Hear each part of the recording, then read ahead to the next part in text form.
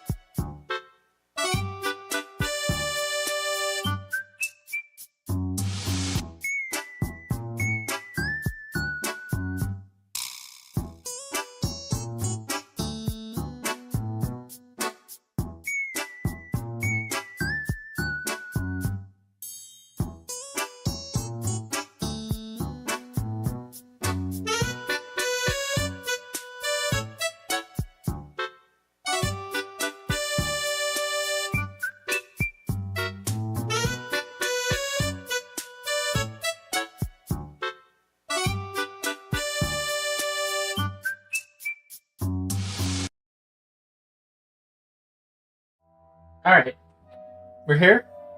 Is everything working fine? Let me flip over. We're looking fine over on YouTube. Let's see. Let me go check the Twitch stream. I actually, believe it or not, JoJo in the Twitch chat. Oh, guys, hi Twitch. I'm back with the milk. All right, are we good over here? It looks like we're good over here. Oh, I'm very happy about this. I'm glad that everything is working fine. I did exactly 0 test runs of this beforehand because I had no idea how to. Let's see. Yagi with the cookies, Ami with the cookies, Jojo with the cookies. Did someone get first? Someone did get first. Who got first? Ami got first. Oh. Man, I'm so happy to be back. I'm so happy everything's working. Alright. This has me ecstatic. Alright. Let's play the game, shall we? It has been over 2 years since I've gone live on Twitch. It's been a second. You ban an in-game action? Can I ban pressing load game? I think it only bans it for like 5 minutes. I'm not sure. It's been a second. Hold on, let me look at the. It's what, 15? No, it's 1,000. I need to. Yeah, no, it's only it's only for 5 minutes. But I have already pressed.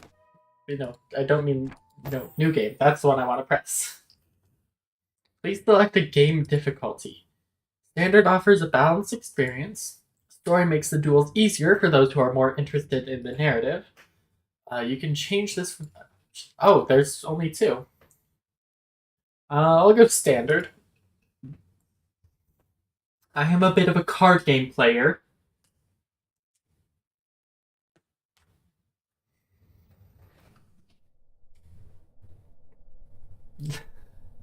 Tall man. Have you heard? Have you heard boy? I have heard of boys, yes. They've given you a name. The lily figure presses a silhouette against the darkness. My cell is oh wait, hold on, no, there is a silhouette of a person there, what? My cell is cold and void, and I am told that I deserve worse. The long death, so you're called. I prefer short life, thanks. It's a bit too on the nose for my taste. But then, it seems the pale host haven't dealt with something like you in quite a while. We can excuse them for being out of practice. Voice brings with it a smidgen of light. Lamppost harboring touches of green shade flame. Who are you? From the tarot. Boot heels tap on stone at their approach. The sound echoes freely amongst rafters hidden high in the gloom. Oh. Honestly, I expected someone a lot more intimidating. I expected, like, a hooded figure. Not depressed redhead. A shadow becomes flesh, pale but lovely. He's the first color I've seen in weeks. The guards dare not venture here save to bring me meals. Even then, they are forbidden to bring up the light. The man tapped the keyring against the wrought iron bars of my cell. I went against its high pitch. Weeks of silence have proved me fragile. I am, I suppose, something of a fool. Come to prove my moniker. My name is Professor James Yarum. I am here to inform you that our illustrious masters have seen fit to grant you a stay of execution. Pause. I brush my fingertips against slight divots in the wall at my back. 29. A carving for each day. Let's see, they were going to execute me. Living is nice now, but do you have any news on when I'm allowed a bath? I actually just showered. So I'm not super in desperate need of a bath. Better a girl taker than a boy sniffer. So true, Yagi. Yeah, no. Living is nice now, but when can I take a bath? Well, aren't we, Gravalia? Commendable, in spite, but I'd advise a somber demeanor. Lest you want prying eyes and ears to change their ruling on the sincerity of your regret. Yarm leans in. He presses his face against the bars, speaking in whispers as a jar of fireflies changes his belt, illuminate his cheeks in a phantasmal jade. Tell me something. Do you think people are deserving of second chances? Depends on... Okay, so am I tarot? A cautious answer. Good.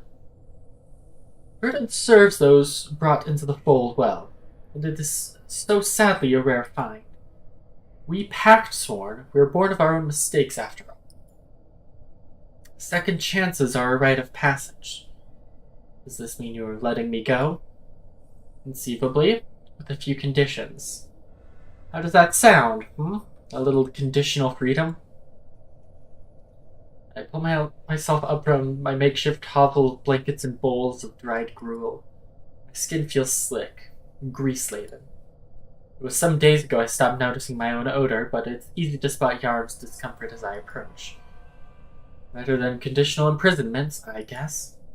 Good, good. Then answer me some questions. Remember, fireflies will know if you lie. Taps the little jar at his waist for good measure. They say you don't remember anything. From the loop, that is. It's mostly a fog. Professor Yarm glances at the fireflies. Little lights dance serenely, like shooting stars in a glass cage.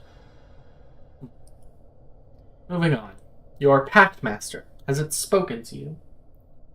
Oh, we got Ami in both the YouTube and the Twitch chat. I cross my arms. My skin is goose-fleshed and heavy on the feeling of hollow bones. No. I mean, maybe? I'm not sure, to be honest. You would know if one of the Eldritch had spoken to you. They're not subtle. Professor's gaze drifts up. Up close, he looks tired to the point of teetering, and comfortable as such. What is it like?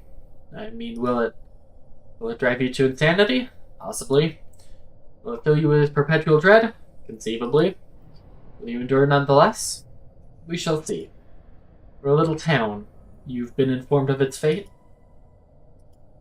I avert my eyes. Cobblestone, I find, is much easier to face than contrition. My father told me once that there's little worse than a failure. I've had a lot of time to think on his words these last few weeks. Nothing but time, in fact. And while I'm not sure I entirely disagree, I don't think he was completely right either. What's worse than a failure? A monster. And a monster doesn't regret. Yes, I understand what I've done. The professor grips the bars with both hands. His fists Clamp tight, whitening his knuckles to the shade of a specter. Nothing we do in this life can be taken back, Taro. I know. Yarm nods. I believe you. There's a soft jingle, the clink of tumblers, and a rust-born screech. He holds open my cell door with an air of finality. The threadbare man turns on his heels and approaches the far wall. He presses an index finger to the stone, whistling as he works. A low thrum pulses in my gut. I watch as a fluorescent trail of violet inks in mimicry an arch pattern, which Yarm draws in the dark. Fresh air floods the chamber as the archways fills with crackling hues of fuchsia and amethyst. I bury a shiver. It is bright, a force-like light, like the sun, and it calls my heart to rise in my chest, and my gut to churn, fearful. Well, come on then. This place reeks, you know. Where are we going? Like I said, kid, you're a pact sworn now. The stakes are in our DNA. So is living with. Now, are you coming with me, or do you prefer the company of your own filth? I walk through an open door, bare feet on the damp recesses of a stone box, that I assumed until minutes ago would serve me as a justly grave. The portal is fulgent and strobing, and alive, like a bonfire under moonlight. It pulls at my gut, waking an anchor that has slumbered here in the dark. And it is restless. The professor rests a hand on my shoulder. He guides me to the edge of the portal and leans in so that his breath tickles my ear. Try not to vomit. I just had my office cleaned. Oh, did he shove me in? And I am pushed through, yeah. My eyes sting at the will of infinitude. Spirals and wisps, larger than eternity.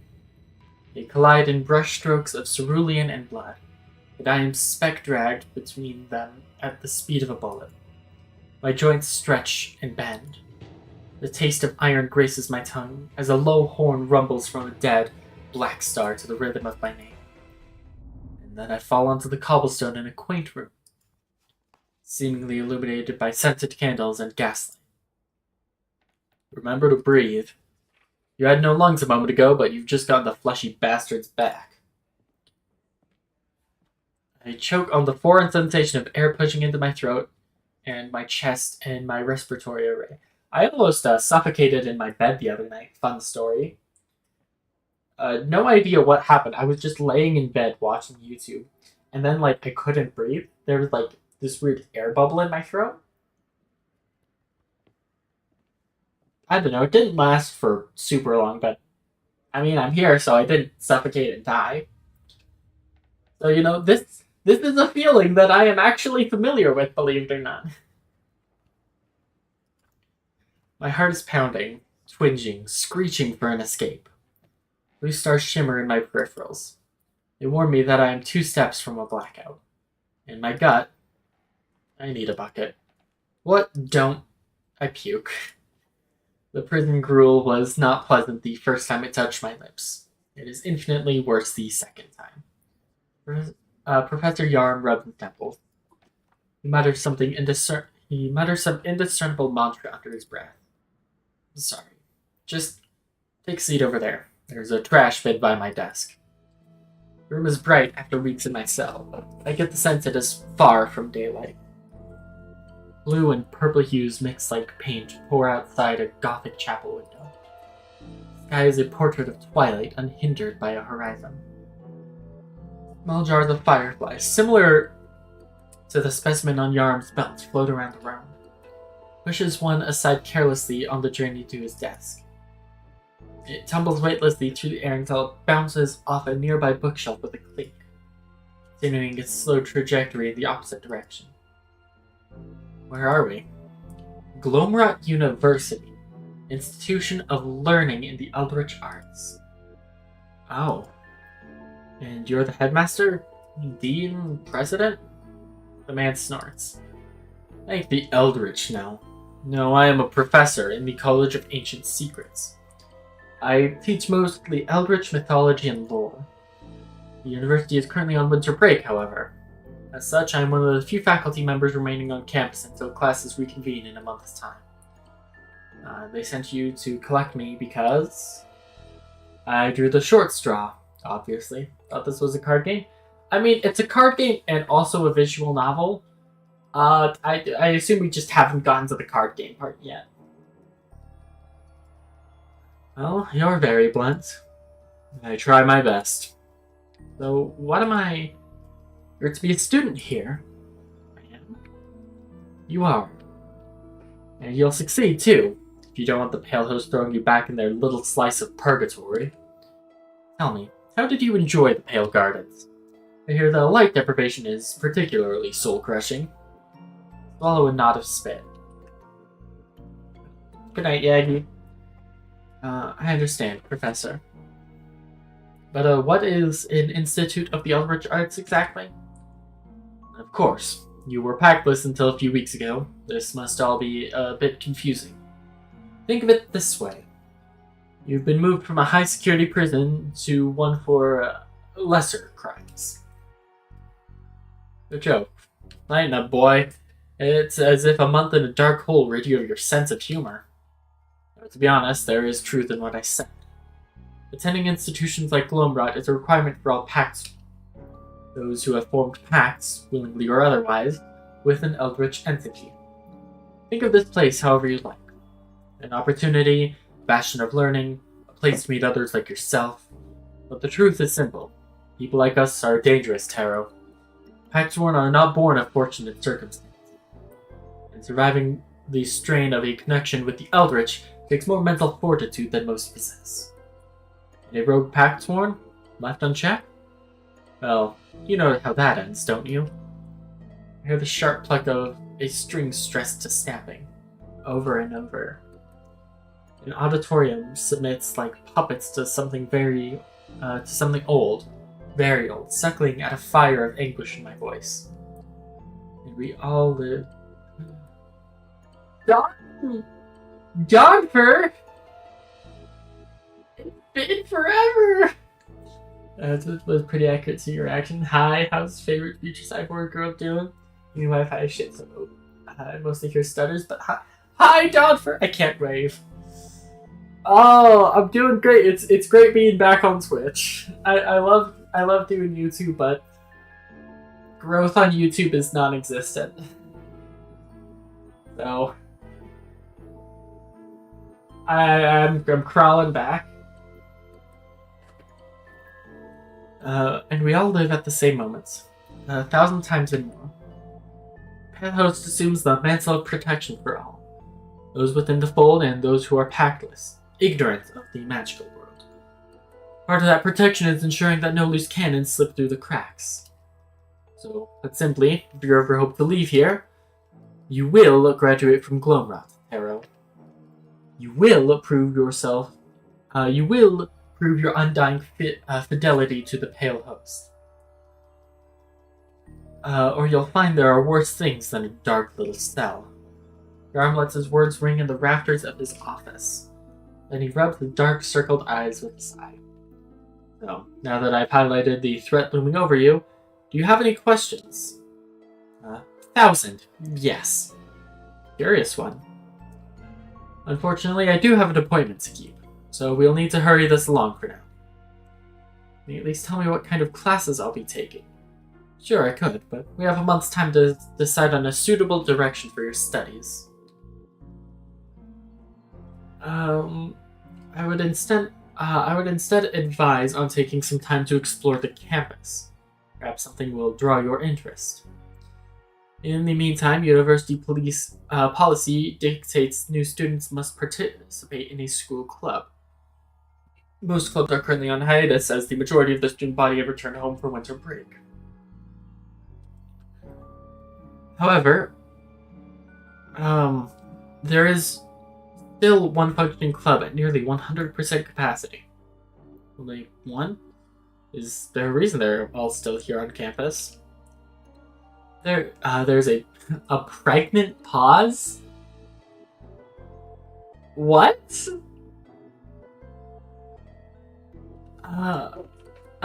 Okay, I guess. I mean...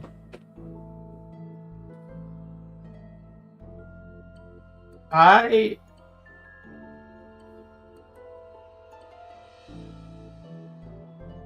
heard a chap, oh my god, and it's been forever worth it. Classes time. Maybe I'll catch you later. Bye bye, Dumper!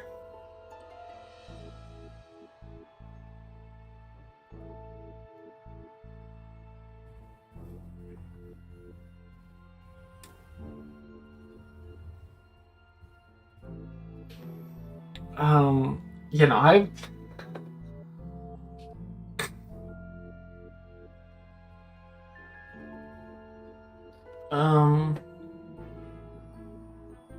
yeah, YouTube, Twitch is bad.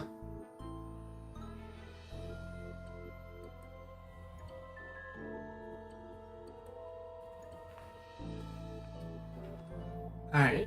You know, pregnant is not a word I would use to describe a pause. After a moment, Yarm breaks the tension with a nervous chuckle. I think you'll fit in with the club members well. You just dodged my question. What was my question again? Oh yeah, the reason why they're all still here on campus. Is Twitch not doing great? I mean, it looks fine to me. That doesn't mean it's fine for everyone.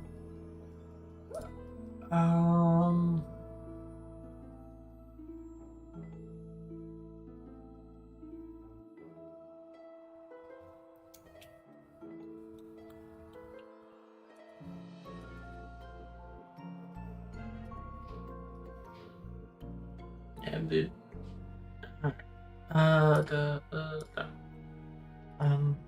it's called the KAMIFUDA Club. That's the name of the game.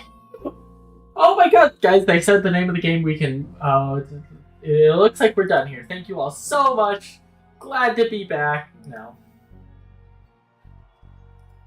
Yes, an old rite, one that holds great significance in the annals of Pact-Sworn history. Kind of right, exactly. KAMIFUDA is an eldritch dueling system. A relic from a time when decorum was valued more than simply incinerating your opponent in balls of primal flame. But simply think of KAMIFUDA as a mock battle with another eldritch practitioner. It is performed by the medium of eldritch cards. The cards themselves hold echoes of power, and in some rare cases, echoes of the person or thing that created them. As getting slammed in the face with a ball of lightning does, don't really know anything about casting spells. I wouldn't worry. There is a high skill ceiling to KAMIFUDA, but the barrier for entry is thankfully low. Eldritch formulae need not be known or generated for use in the duel. In this case, you will be drawing Eldritch energy from the cards. The energy then performs as the card's template formulae dictates. Of course, how will you utilize that power, however, is still up to you. Rub my eyes with both hands. When I'm done, for better or for worse, I find that I'm either in an exceptionally convincing dream, or reality has somehow mixed with delusion. Isn't that dangerous? You know, students indiscriminately throwing magic at one another? Oh, yes, incredibly dangerous. Now let's get you a deck. I'm going to die in this place. I have been handed a gun. I'm going to commit a crime. Professor Yarm opens one of his desk drawers, pulls out a small ornate case. It is framed with silver and etched with a purple script that I cannot understand. Normally you would have to spend quite some time, even months or years, building a deck of your own. However, I've no need for this anymore. You used to play? I dabbled. The things we do for love, hmm? Oh no. Oh, he's gonna have a tragic backstory.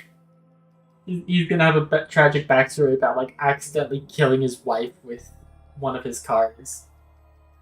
Trace the case's arcane symbols with his thumb one last time before sliding it across the desk. They're yours, if you want them. Suppose they come with an instruction manual? They do not. But what do you say? How about a practice duel? Sure, so long as you don't set me on fire. I think I'll take my chances. Alright, are we finally getting to the gameplay portion? Listen close. KAMIFUDA was once regarded as a sacred ritual boy. Okay. A rite of ritual combat between two eldritch duelists. In many circles, it is still respected as such. There are rules, decorum to follow. KAMIFUDA, we each take turn casting spells. That there is your reserve. Got 40 out of 43? Reserve. A reserve is the conflicts of your eldritch energies. Tarot. A reserve is a conflicts of your eldritch energies, Tarot. Focused by the ritual of KAMIFUDA itself. It functions as both the fuel for your spells and your lifeline. If your reserve reaches 0, you lose. Simple as that. Your objective is to exhaust your opponent's reserve. Yo, this card is the cover of the game! This is the girl from the cover! Let's see, round 1. At the start of every round, we channel energy from our reserve, damaging ourselves in the process. Use this energy to cast spells, which we draw from our memory each round. Memory? The deck. A round of KAMIFUDA is played in priorities. Where you have priority, you can cast spells. When you spend any amount of energy, you automatically pass priority to your opponents. A round ends when both of us have ended our priorities, willingly or due to being unable to cast anything more.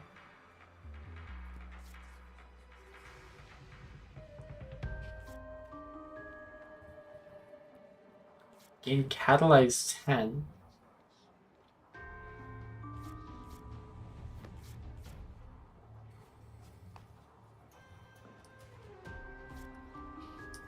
Oh, do I have to... There we go. When you have nothing more to cast, you end your priority. I am now free to cast without passing back to you. Okay, Rune of Power. Gain Catalyze 10. The next sorcery you cast will have plus 10 power. That's a ritual. Rituals are placed on the back row and have no immediate effect. A blood cost is demanded for a ritual to resolve. Whenever your opponent takes damage, that cost is paid accordingly. At the start of the next round, after we channel energy, all paid for rituals resolve. Alright, Energizer. Don't know what those symbols mean. Is blocked channel. So if it's blocked, channels 1 energy? Okay, they've got 4. Okay. Both the priorities have ended. The round ends. At this point, sorceries will attack your opponent, destroying any enemy rituals in their lane. The ritual that completed gave me a status, Catalyze. Accumulating statuses will amplify your powers and overwhelm your opponents. That's 18 power now.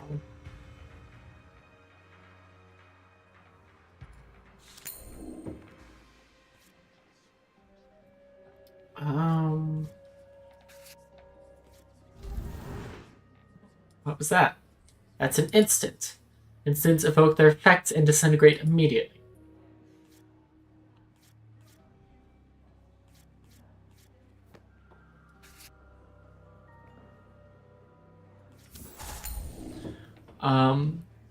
What you just cast is a type of spell known as a sorcery. Sorceries are placed on the front row. They fight with opposing sorceries immediately. At the end of a round, any standing sorceries deal damage directly to their opponent, destroying any enemy rituals in their way. You cast a sorcery against one of your opponent's attackers, you block it. Should your sorcery win the fight, it will become an attacking sorcery itself.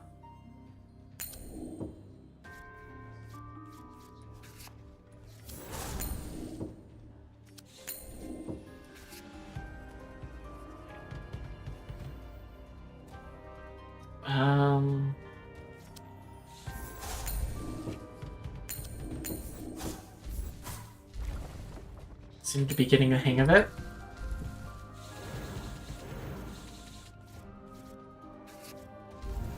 Let's just gain a bit of extra life.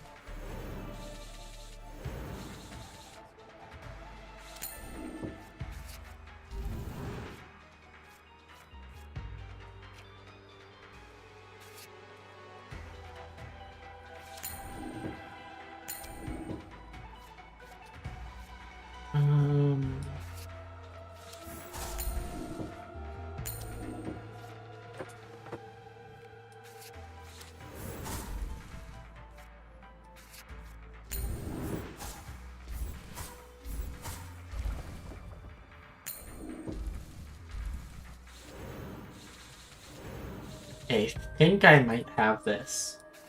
Just because they keep drawing that heal spell.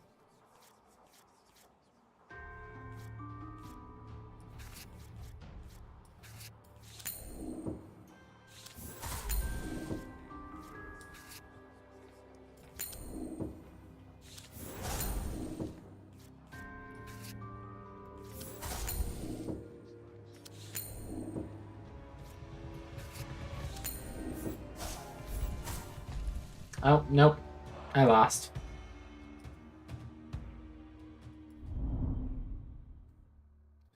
Now the card lands. I fall to the ground breathless and beaten. Defeated. But my heart rate doesn't settle. It rises, trilling like the drums of war. My head feels light, and I am above my body, watching a thin wreck collapse on the cold stone. Another failure for my life's scales. Garm's words haunt me. He has plucked me from a noose at the sole direction that I proved the deservedness of my very breath. What a fool he was. I can't do this. Can't do anything. It will take me back to that dark little cell to rot. It will have been earned. And then come the tears, gasping, the desperation for air. Because I cannot go back there. And at once, I feel it is exactly where I belong. And I beg for anything else, until I am wrapped in a scornful heat like a cocoon, blinded in chromatic flames. Alone in a void larger than the universe itself. And I blink. What was I doing again? Stand before my opponent as they draw their first card. Right, we were performing KAMIFUDA. Look at my deck. A furrow scars my brow, like an echo of something that I'm sure I've forgotten. Okay, so I can't lose. If I lose, it resets.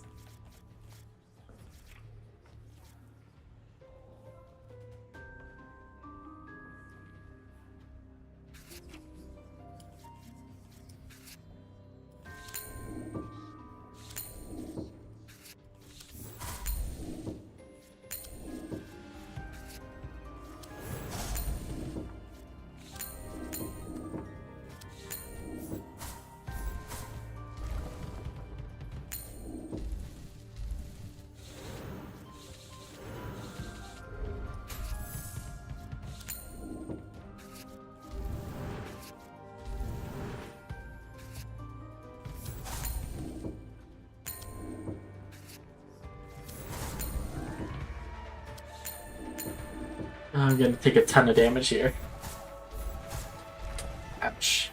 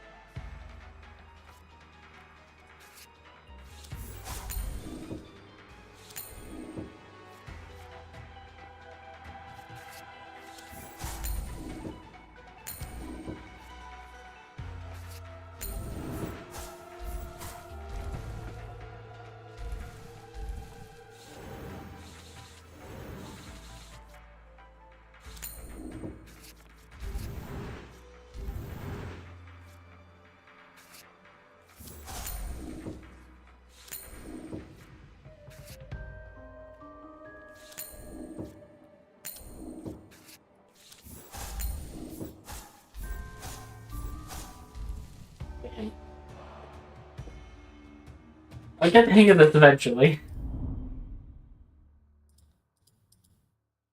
I clutch my aching chest. My heart is on fire, and for a moment I am sure it is about to explode. It will be the end. Not now, soon, when I am taken back to the gardens.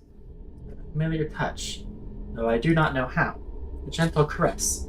Inviting. Sensual. And then it burns, soaking my skin in oil and flame. There are 1,000 colors within me, burning through my flesh, as I am pulled through an empty sea of black into a moment not so long ago. I shake my head. It is familiar, but stand before my opponent as they draw their first card. Yeah, I look at my deck. Something is wrong. I know it in my gut. It's far fleeting, and so I continue on anyway, drawing my first card. Am I supposed to be losing?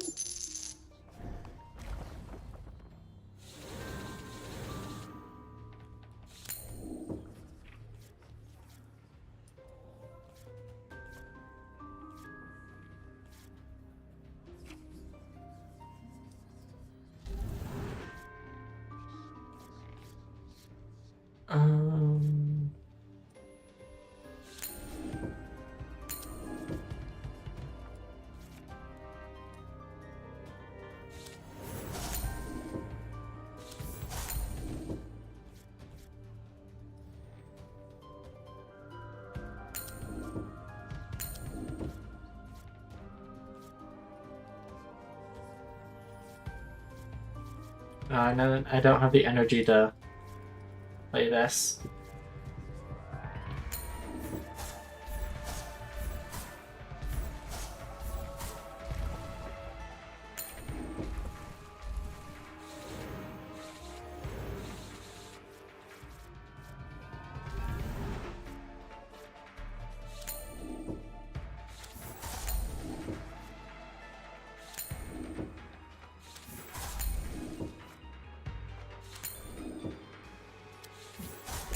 It's just a magic missile off.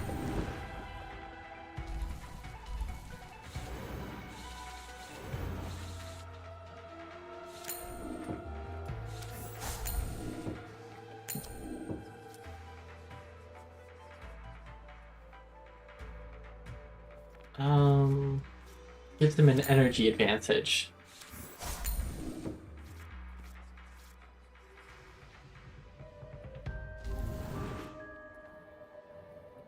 This will give me damage. I just have to do 1 point of damage on him this turn. And I win.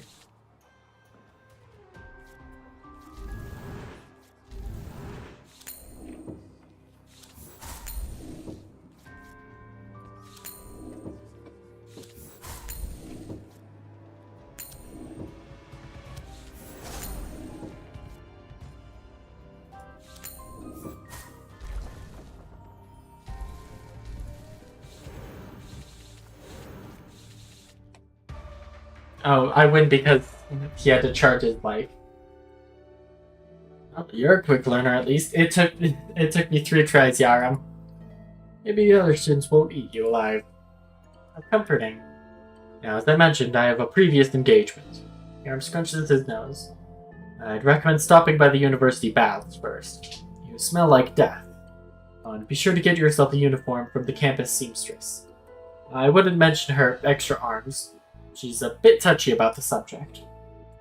Report to the KAMIFUDA club room afterward. Are you going to give me directions, or... Aram clicks his tongue, making no effort to disguise his annoyance. No points for hospitality. He begrudgingly grabs a jar of fireflies hovering just above his head. He waves a hand over them with a two-toned whisper. You get lost, ask little buggers. It'll glow brighter when heading in the direction of the place you desire. Now kindly, get out. Gust of wind knocked me out of his open office door and onto my ass. The entrance slammed shut just as quickly. The journey to the bath was long, winding, and more than a bit suspect at the direction of the fireflies. But if nothing else, I did finally get my bath. Well, at least I'm clean now, and appropriately dressed. Just a jacket of Gloomrot's uniform. A bit too loose, but it's certainly better than some prison rags. Professor Yarm mentioned I should head to the KAMIFUDA club room. Maybe it would be better to explore the campus first? Or two. Will I get a map? Oh! Oh, wow.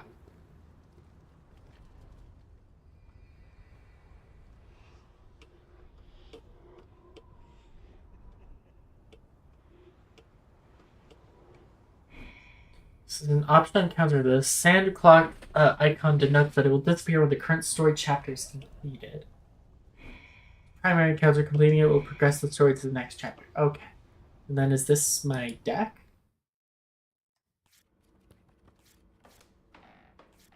Okay, let's see. Hold on, let me.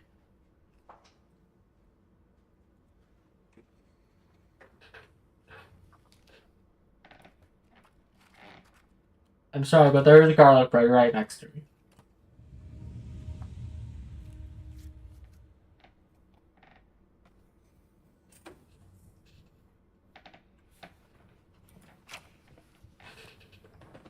See, the spell deals no damage to opponents. The spell is not affected by ability power changes. Legendary initial complete. Let's see, legendary. You can only have one copy of the spell in your memory. Start any duel with this spell in your thoughts. Completes gain gain concentration 1. Plus 1 energy per round.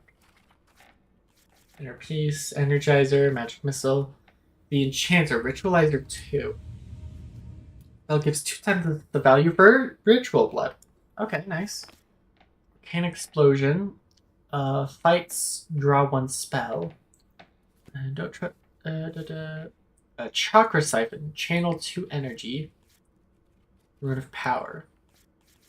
17.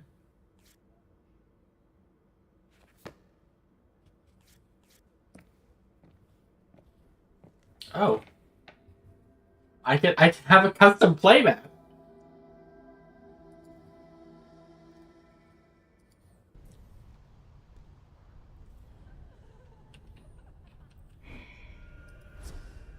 Let's head up here.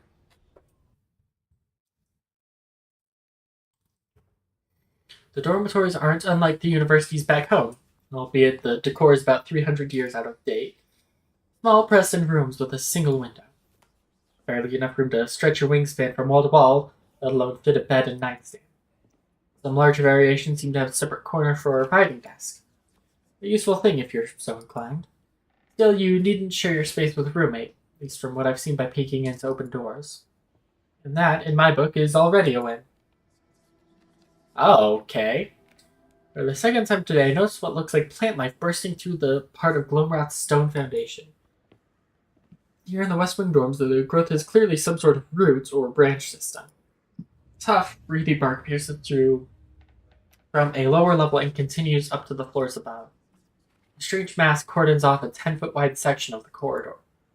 If there was any foot traffic to speak of, I imagined the obstruction would slow it to a veritable halt.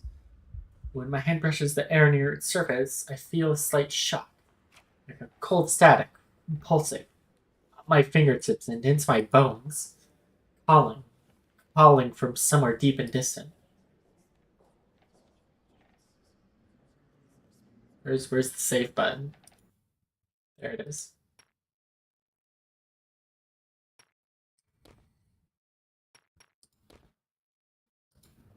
Touch him. Press my palm gently against the old roots. They are warm to the touch, and deep beneath their bark exterior, I feel a pulse. Ba-bum, ba-bum, ba-bum. A heartbeat? A shiver of fear twists up my spine. I try to yank my hand away as sappy red tendrils reach out from cracks in the bark and bind my arm to the plant's surface. I wince. Something pricks my skin.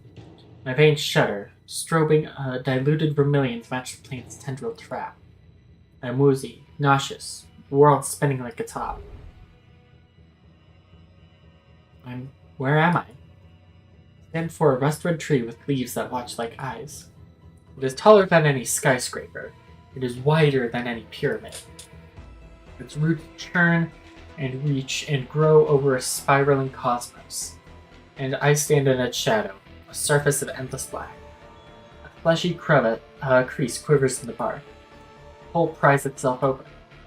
It revealed a radiance of starlight within, bright and brilliant, searing my eyes. Inside, I see everything, and I see nothing. And though I struggle against it, I walk willingly toward the eternal stars, step by step. But then I am touched by something hot, and hungry, so hungry. Grips the nape of my neck like a mother yanking its cub by the scruff, irritated at the folly of nearly orchestrating its own doom. And then this heat rises out from my own shadow, flames to eclipse the tree in a screech of... I fall back onto the dormitory floor, gasping for air, sweet air. What the fuck? I grip my own throat in panic. Steam pours off my skin, flushed and pink to the look of raw meat. Something shuffles behind me. It sleeps at great remove from... What? It sleeps at great remove from here and us. It only wanted you closer. But you are anchored. And that wanted you more. So much more. Nearly jump out of my skin. The voice startles me so. Over my shoulder, a poor postured boy lurks in the corner. He watches me with vacant interest. What the fuck is that thing? Roots of an echo. The corpse seeks to touch divinity, feed until fed, gluttoned to bursting. A god again, a corpse again. I crawl away from the whispering boy, careful not to touch the hellish plants. I pull myself to my feet. My chest is on fucking fire. It feels like it's about to burst. I think that thing nearly killed me. It should have. What the fuck is it doing here in the hallway then? Starving? I risk a glance at the tree one more time, and then the strange boy. What in the world have I got myself into? The place is insanity. But the alternative is worse, and so I quickly turn back the direction I came in, try my best to forget. Oh, achievement, touch the roots. And do I have any other fun potential achievements? Let me go look at this Steam page. Hopefully there's no spoilers in here.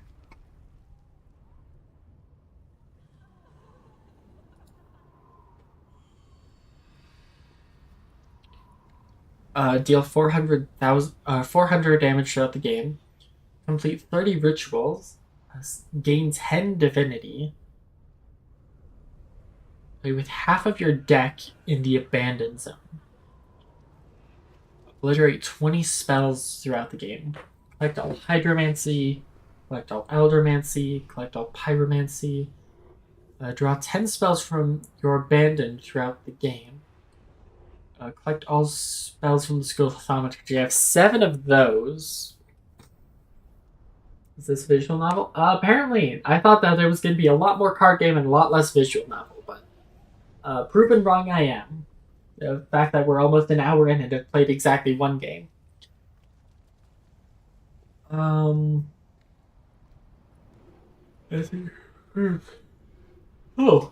I have 7 of the 31 thaumaturgy spells, 13 of the 38 exomancy spells.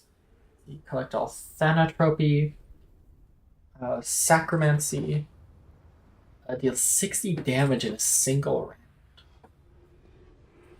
round. Collect all spells from the School of Ceratomancy. Collect all spells from the School of Geomancy. Impenetrable have 30 shield at a given moment. Have 7 influence at a given moment. Win a duel at full HP. Have 4 concentration at a given moment. Can I play now? Cast 40 spells in a single round. It ends now. Summon a spell with 60 power. Eldritch Worship. Complete 5 rituals in a single round. Win a game with 15 Sacrilege. Win a duel with 8 legendary spells in your deck. Win a duel with a deck that contains all 9 schools. Hold your entire deck of 20 spells in your hand. Oh. Okay, so this stretches. This spans.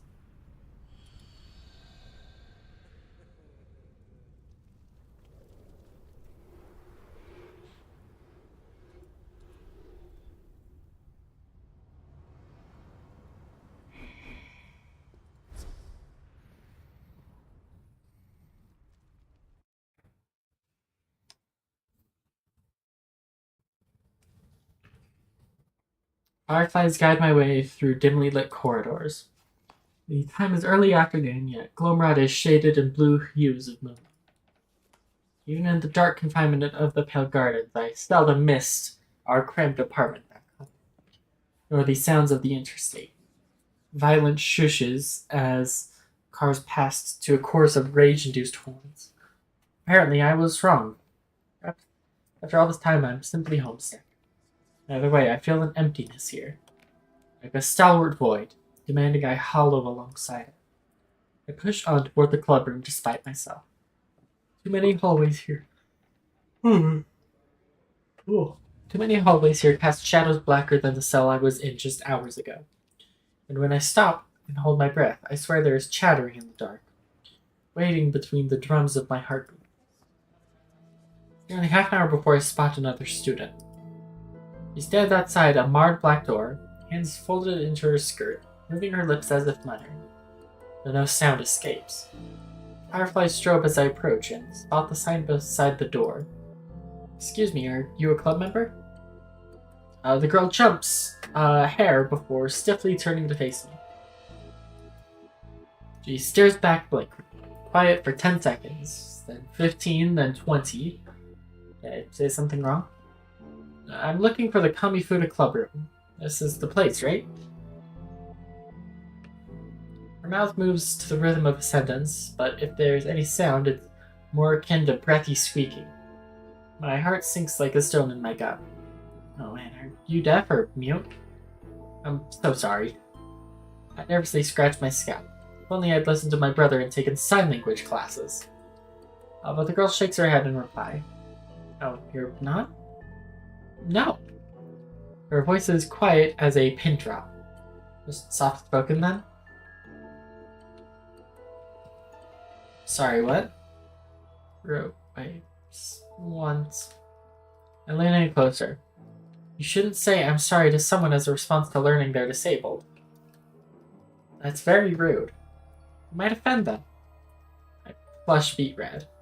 At least when I was locked away, I couldn't make a complete ass of myself. Before I start saying I'm sorry for being sorry, why don't we just start over? I'm Taro. Professor Yarm told me I'm supposed to be joining this club as a new member. The girl blinks once, then adjusts her glasses to sit properly on the bridge of her nose. Say again? I'm also a new member. Wait, really? That's great. I mean, maybe we can commiserate with one another. I don't know about you, but this whole place has got my stomach in knots. So I'm not sure what it's usually like for new students coming in. But Professor Yarm was blatantly unhelpful. She pauses, deliberately this time. A glint of curiosity sprouts in her eyes. You're a new student? Yeah. Is that weird? She nods. I'm only transferring in from another club. New students don't typically start this late into the year. Ah, sure. Of course they don't. Thanks for the heads up, Yaram. The door of the KAMIFUDA club is left slightly ajar. I pointedly glance inside. Anything to move the subject along. Inside, a tall, blonde-haired boy sweeps a mound of dirt energetically into a dustpan. I'm getting a phone call.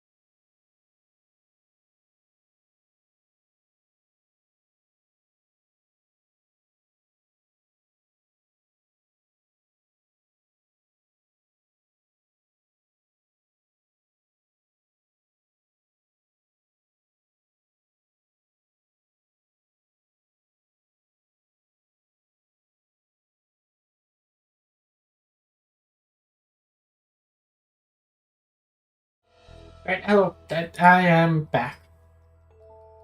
Oh, yeah, I forgot there was something that I had to do. So, I'm actually still working on taking care of it.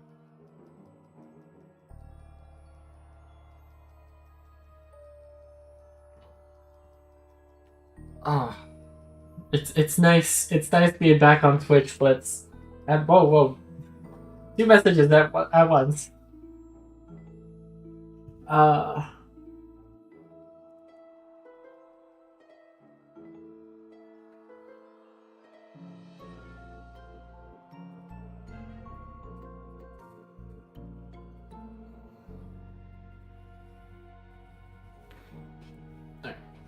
that should be all I need to do with that. Alright, let's get back to the game. And Blitz, don't worry about having to pay attention to both chats, because I can actually do that. I can see both chats, both Twitch and YouTube. So I have power. I can effectively moderate both chats. I think. I don't know.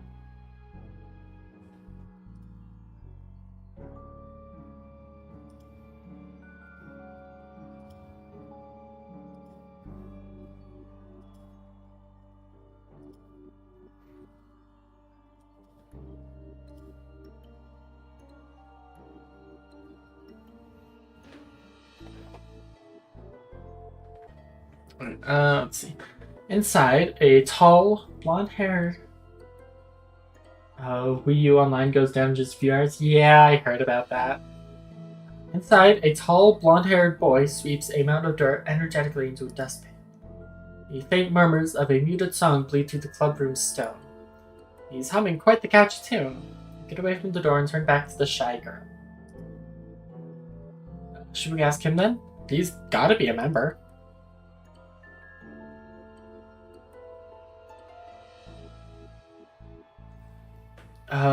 The girl peeks through the door. He looks busy. What if we're interrupting him? From his all-important sweeping duties? Something tells me that she'll welcome the distraction. He seems unconvinced. I push open the clubroom door, knocking quietly as I do. That is Joey Wheeler. That is actually just Joey Wheeler. The blonde Adonis turns to greet us with a flourish of his broom, like a knight-errant showcasing his blade. Hey, there's a new face. Hey, the face is old, just new to this insanity, I guess. Joey Black Eyes Red Dragon? Close, Blitz. You got your colors backwards. It's Red Eyes Black Dragon. You lets out a laugh, all too big for my shitty joke. Fair enough. It's not often I see someone perusing the halls that I don't recognize, though. You're Sin. I've supposedly been assigned to the club. And this is... I gesture to the quiet girl as my adult brain catches up to my tongue. I guess I didn't get your name, but she's also new to the club. Not a new student, though. Of course not. Evie sits behind me in Advanced Poison Craft 203. That's a class? I never knew you liked Kamifuda, Evie. Why didn't you say something? This guy just ignore me too? Of course, I understand and respect your boundaries, Evie. He understood that? So you're a new student. Never heard of a transfer this late into the year. It's your first week? It's my first, hour. First day. First few hours, even. There we go, yeah. I'm Taro. Professor Yaram said to report here for now. He did? Blanches, pausing for the briefest of moments. Alright, I'll get you sorted. Name's Loon. I've been a member here for a couple of years. Now, I guess I should mention your timing is a bit poor. We already finished for the day, so the club's president headed out for other business. I was just straightening up. Also, while we would love to have you, we only take members with access to their own deck. I'm not sure how familiar you are, but some cards are fairly valuable artifacts. Namely, they're hard to come by. Hand-me-down. technically, but will this work? I hand Loon my deck to his surprise. He shuffles through the cards with increasing momentum, smile widening as he reaches the end. Of course these will work. He slaps my shoulder with a force that could only be equivalent to a silverback gorilla. I do my best to hide my wins. I should warn you, KAMIFUDA is a bit of a niche interest, so the others in this club have pretty tough decks. The result of a small, dedicated community. How about you, Eddie? Are you set? He speaks in menagerie of mumbled breaths and tones. At the end of it all, I've managed to grasp that she referenced a small leather pouch in her palms. Really? Never knew that about you, Evie. Welcome to the club. Are they using some kind of telepathy I don't know about, or... Hey, I've got an idea. Loon hurries us into a large room adjacent to the entryway. Unlike the main part of the club room, there are no bookshelves, tables, or even the windows to feature the university's strange sky. The floor is engraved with runic markings, framed by boundary lines, not unlike a tennis court. Seeing as formal introductions will have to wait, why don't we have a little fun? Let's see what the pair of you are capable of. Both being new and all, it should be a bit fairer having your first match against each other. Without a word, Effie moves intently to the opposite end of the dueling court. I, in turn, feel the unwelcome shadow of anxiety breathing down the nape of my neck. Hey, Loon? I'm not going to be incinerated or anything in the process of losing this match, right? Another suspiciously large laugh. Shall we get started? Gonna save before that.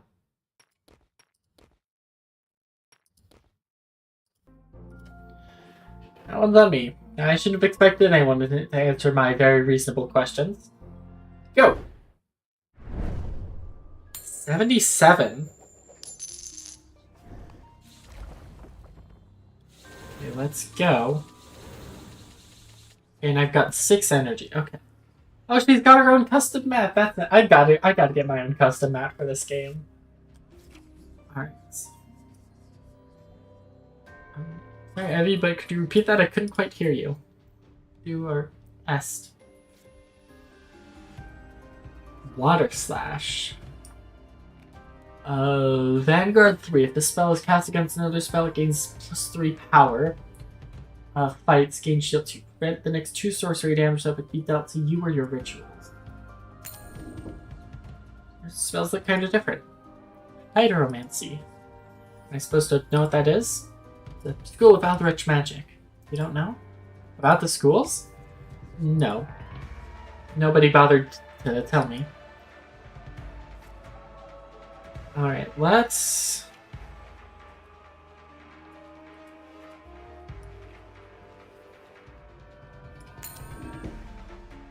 Frostwall. Wall Vanguard 6. His blocked opponent loses 1 reserve. This card game repeating back. Whoa, whoa, whoa, whoa, whoa, whoa, whoa, whoa, whoa. Don't go slinging accusations like that. I promise I'm not reading Blitz. Let's see. If this spell is cast against another spell, it gains 6 power. Opponent loses 1 reserve if it's blocked.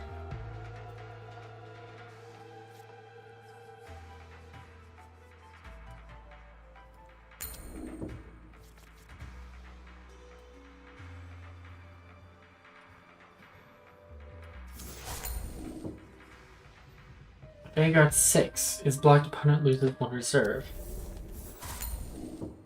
Oh, hi there, Loon. Careful, Taro. See what she's doing? Gaining power as she defends.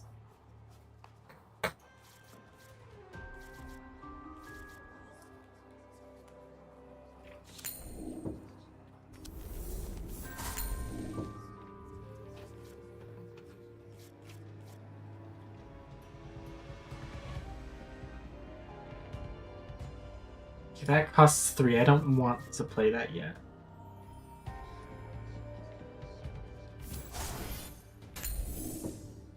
Mending. Finality. This ritual resolves, it abandons you. Completes. Gain regeneration to regenerate 2 reserve at the start of each round. That's not great.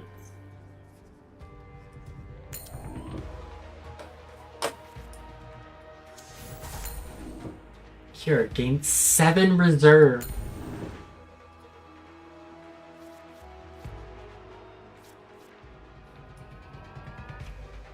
Okay, I'm not super scared of her one.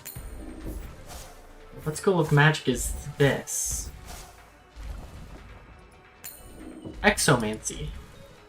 Is it powerful? They all are, if used properly.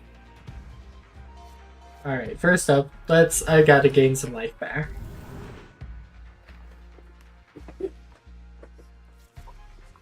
Ritual Execute. This spell gives 2 times the value for ritual blood. That's nice.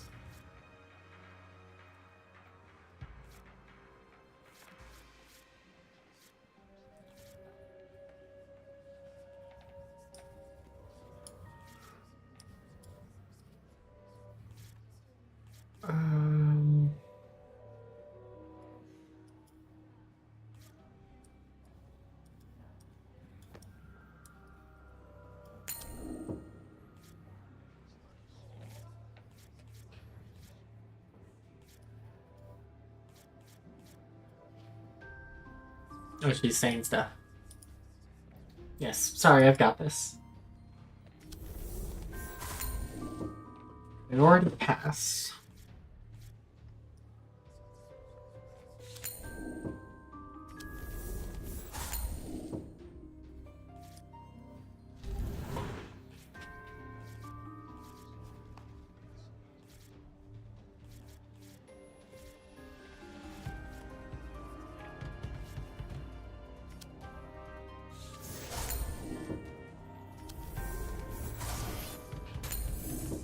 Okay.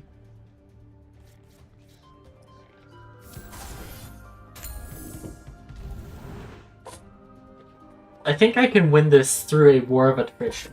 Draw 4 spells.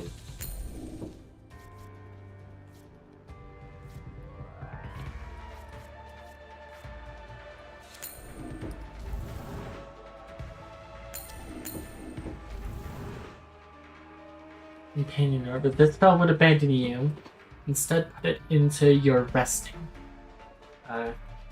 Cast draw a spell and lose 1 reserve. And it's legendary.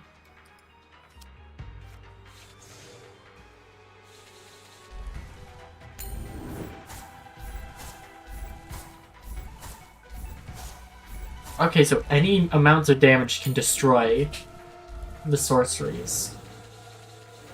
I did not realize that. Okay. Sorry, I didn't catch that. What do you say? She said you're strong for someone who's new to KAMIFUDA. And I agree.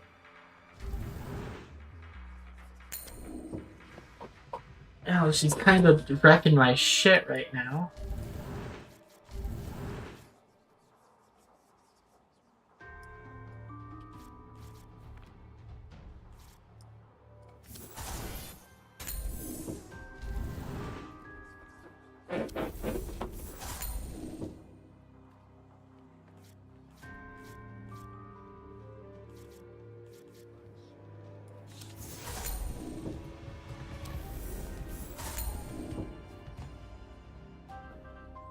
KAMIFUDA, not new to card games as a whole. That is true.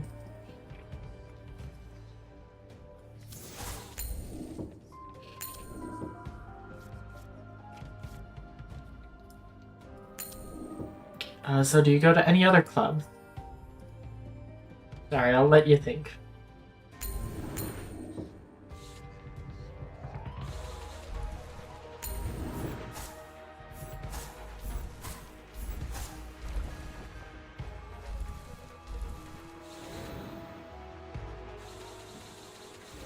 Okay, so you can't lose by deck out, which is interesting. Not bad, you two. When I was first starting out, I was barely fumbling around. I was fumbling around with Eldritch Spells name. A lot of explosions, mostly. Wait, is it my turn? It is. Inner Peace, Inner Peace, Inner Peace.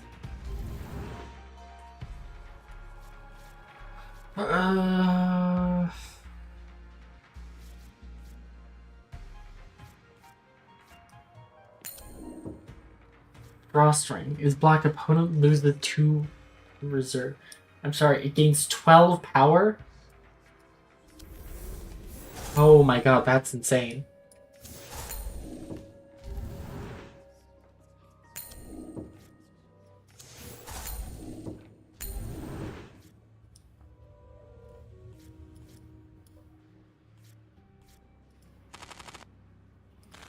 Oh, and I can see what cards are in my deck. That's really cool.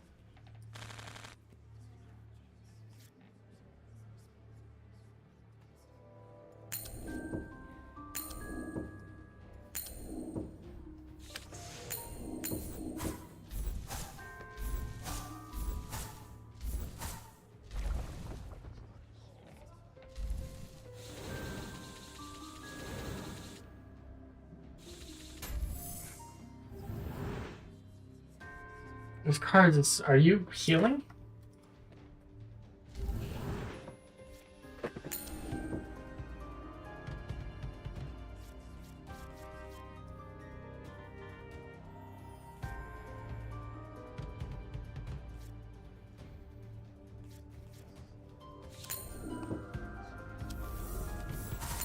Oh my god, this is such an assholishly large spell.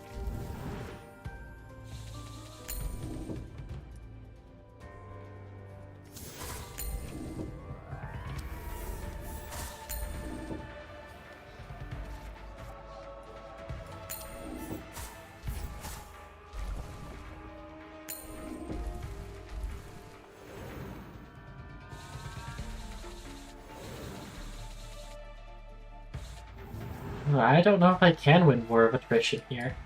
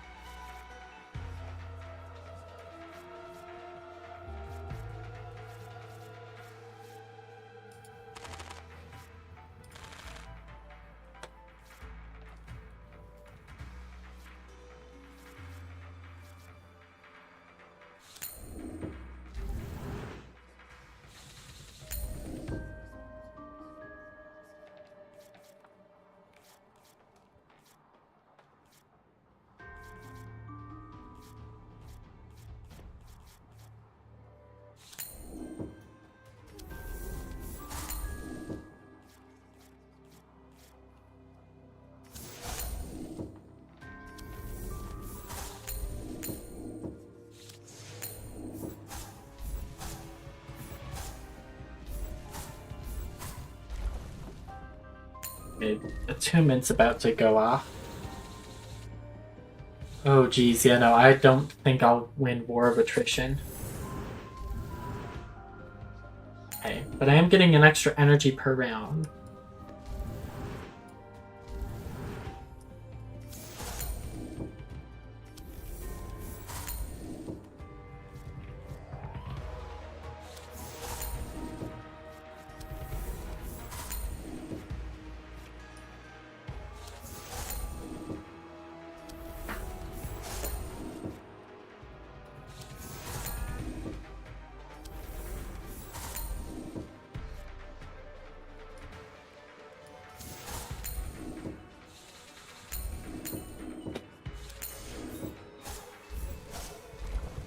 Okay. I need... Ooh, jeez. Okay. Okay, I got inner peace. I need to draw my other inner piece.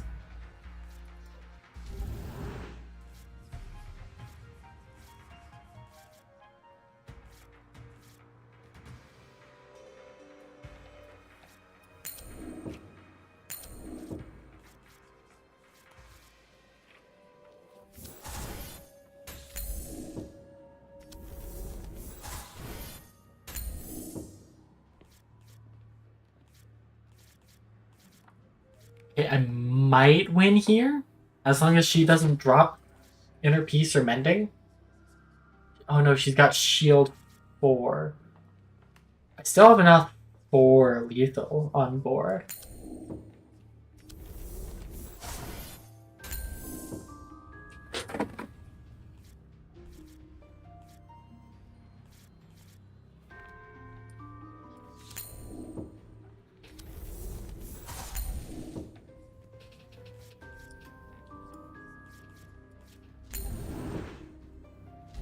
Oh, she had inner peace.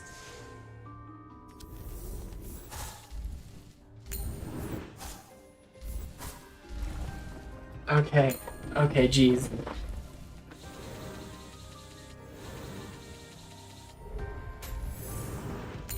Okay, but I do get Catalyze. Catalyze does go off. 36.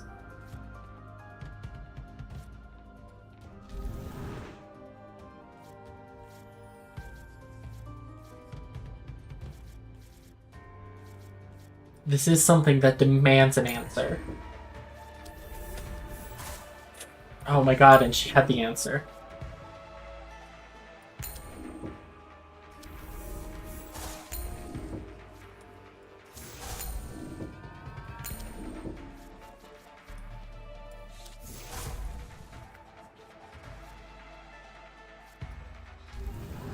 Okay, she's out of energy.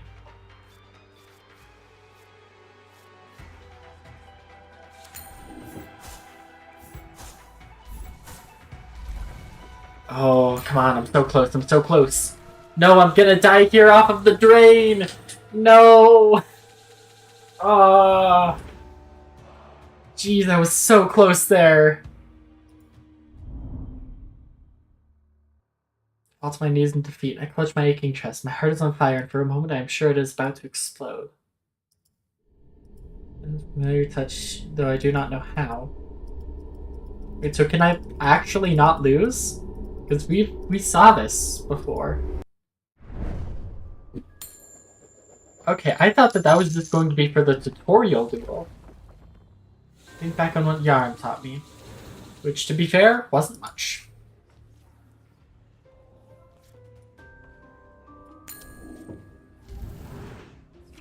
Spells look kind of different. Hydromancy. The School of Magic, right? Yes.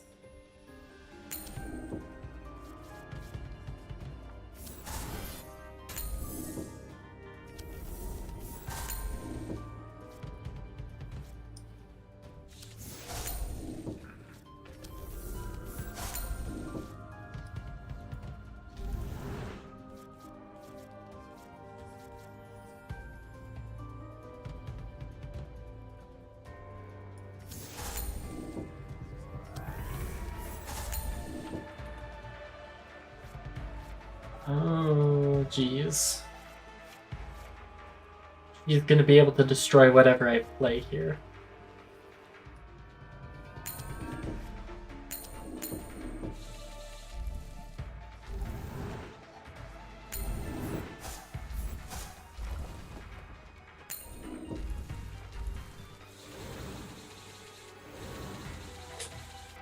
Okay.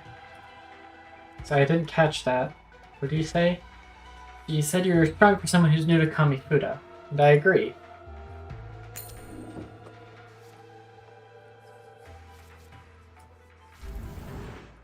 I do not appreciate being immediately on the back foot.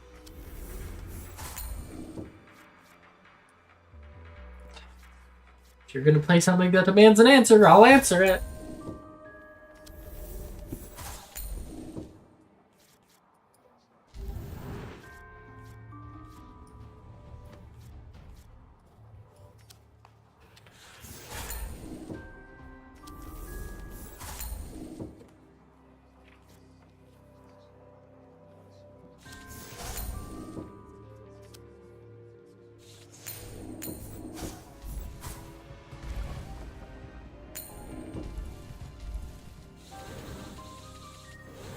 Okay, got all 3 inner pieces again.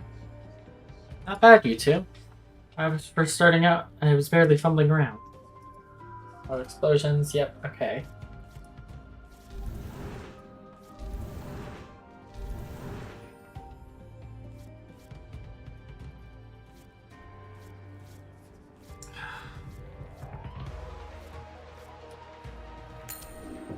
Surprised I'm still alive, to be honest.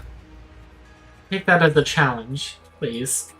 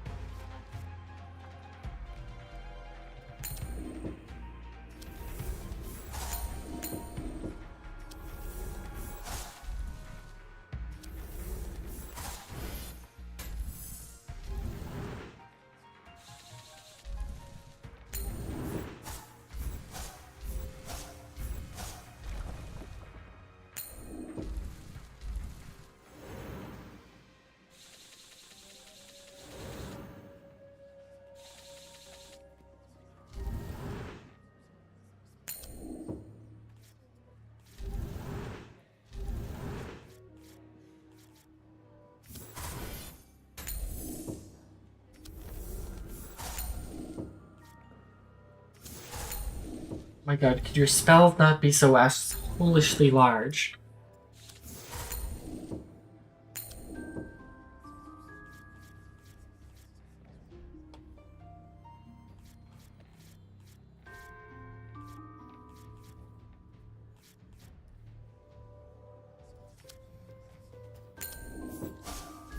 I'll take the damage here. Because that doubles for attunement.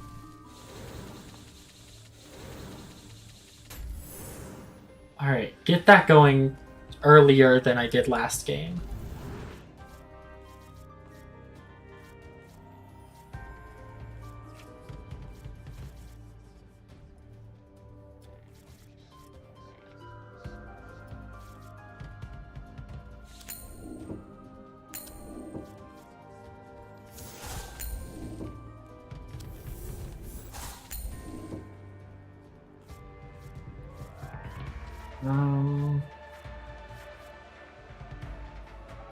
I want magic missile here.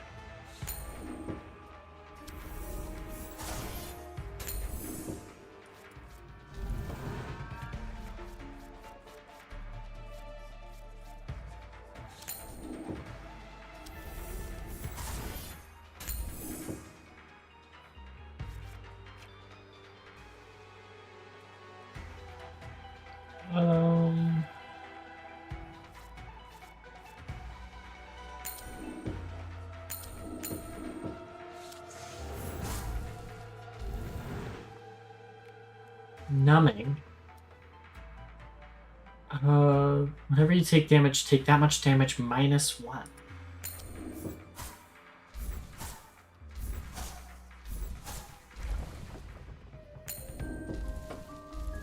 Alright, and I get rid of power to pop here.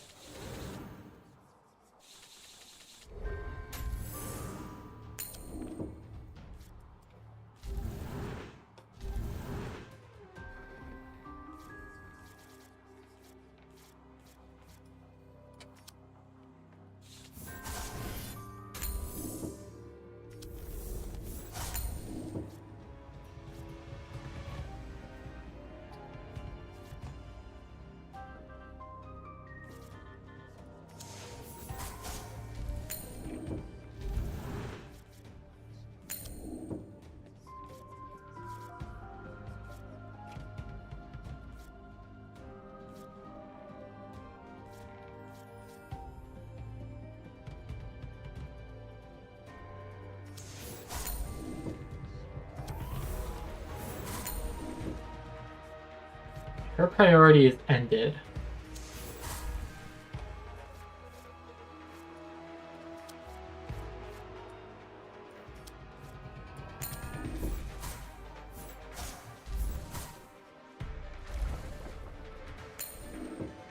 Alright, I might win this one. I might win this one. Oh, that's insane. I'm starting the round at 10 energy. That's great.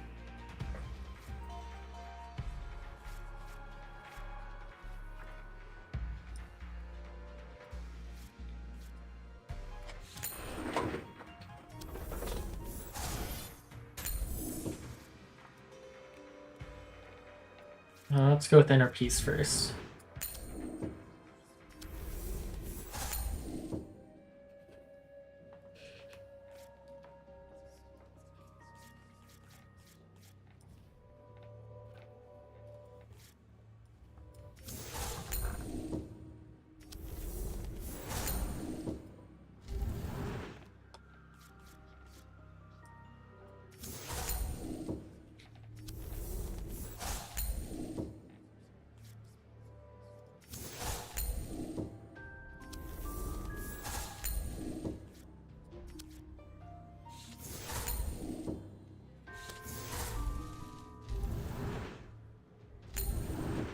Right, her priority ends. No, not warding. Inner Peace. My phone is vibrating. Who is texting me? Texting me. Hold on. Ugh, my phone is buried in my pocket. Alright, let's just finish it off with... There we go. Oh my god.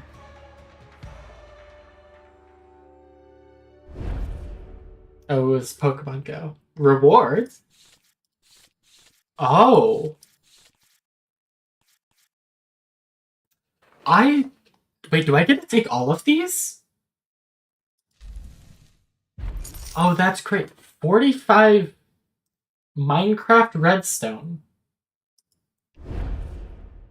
And a mat.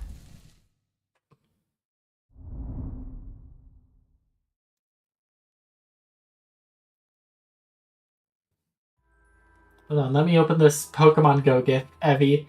Evie, have you ever heard of Pokemon Go? It's a game you play on your phone. It rewards you for walking around.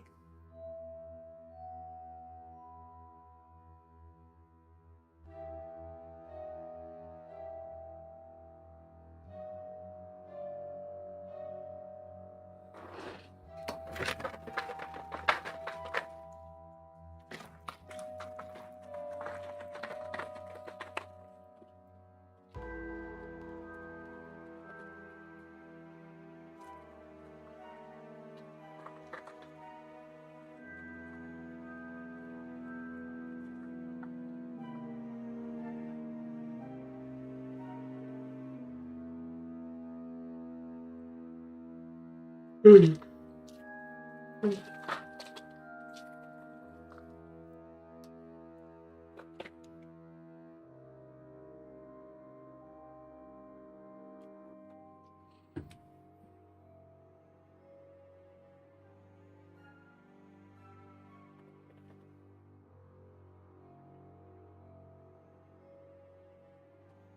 I lost.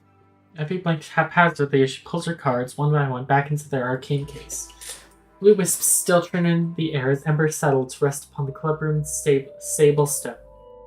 There is a heat in the air, separate from ghosts of conjured flame. I shuffle my cards back into Yarm's case quickly, but the heat grows like a fever. There beneath my skin, there is a sun. It lingers, sleeping. It wakes hungry. It eats. It lives again. Well done, Taro. You fight with a lot of foresight. Your soft, croon-like voice shakes me from my stupor. Probably just beginner's luck. You were tough, Evie. A hand finds my shoulder. She's not kidding, New Blood. Those were some good moves on your end. No, I simply just drew the out. And she had the answer sometimes. Have you dueled a bit before? Loon, have you heard of Yu-Gi-Oh? It's like this exact same concept, but instead of ancient Eldritch stuff, it's ancient Egyptian stuff. Just once, an hour or two ago, Yarm taught me the rules. An hour ago? Something tells me the rest of us are in trouble. Why is she blushing so hard? Maybe with some practice you can even take on Try. It's been too long since the club's gotten a new champion. Of course, you'll have to go through me first. Managed to squeak out an awkward laugh. Luna is a bit too chummy for my taste, but if nothing else, he's the most helpful person I met here so far. With my deck secured, I take a good look at the clubroom itself for the first time. Rows of windows let in that dwindling light Gloomrat seems to accommodate. The walls here are a classic kind of masonry, and from the pile of texts left on the table nearby, I get the sense that Eldritch studies haven't advanced much in the last few hundred years. For either Loon or I notice, Evie has already taken to a row of bookshelves against the eastern wall. She pulls a dark blue tome from the middle shelf and opens to a page with ink brimming and glitters of lilac and gold. So what now? Well, you should probably come back tomorrow morning and meet Trent. He's the club president. I'm sure he'll have something fun planned for you. Assuming he knows you're coming. I wouldn't bet on Yarm having clued him in on that. Fair point. I'll let him know when I see him later. As for you, have you been set up with the dorm room yet? I went over there early, but I couldn't find anyone to help me. Sorry about that, newbie. I was over here cleaning for the last couple of hours. I'm actually the only RA on campus at the moment. For the West Wing dormitories, anyway. Don't worry, I can get you set up with an empty room if you want to head over there. Yeah, thank you. Sweet. Loon waves a farewell to Evie on her way out. She mumbles something in return, eyes alight in her newfound book. I ask him whether he actually understands her on the walk to dorms. Frustratingly, he shrugs. We're on the same hallway I visited earlier in the day. An unease tickles the nape of my neck. Though Loon's presence, surprisingly, alleviates the worst of it. As we pass the strange plants overgrowth again, I can't shake the sense that something about Gloomrod is very, very wrong. I was checking out this dorm earlier. I ran into a kid that was a little out there. He said some strange things. I'm probably making too much of it. Loon tilted his head thoughtfully for half a second. Bit thin, glasses, sort of nervous. I blink. Yeah, actually, do you know him? Sounds like you met Quizzle. He's actually a member of the KAMIFUDA club, though he doesn't come around as often as he used to. Loon halts. You okay? You're looking a little green around the gills. I'm fine, it's just... When I was here earlier, something strange happened. I guess it shook me a bit. Strange how? Contemplate lying. After all, if just a month ago I decided to tell anyone about cryptic visions I'd seen after touching a tree, I'm sure I would have been committed. But then Loon did just spend the last 20 minutes watching Effie and I throw spark and flame at each other. And that, as far as I can tell, was a pretty average afternoon for him. I mean, I may have accidentally touched the weird root thing that we just walked by. I think I saw some stuff.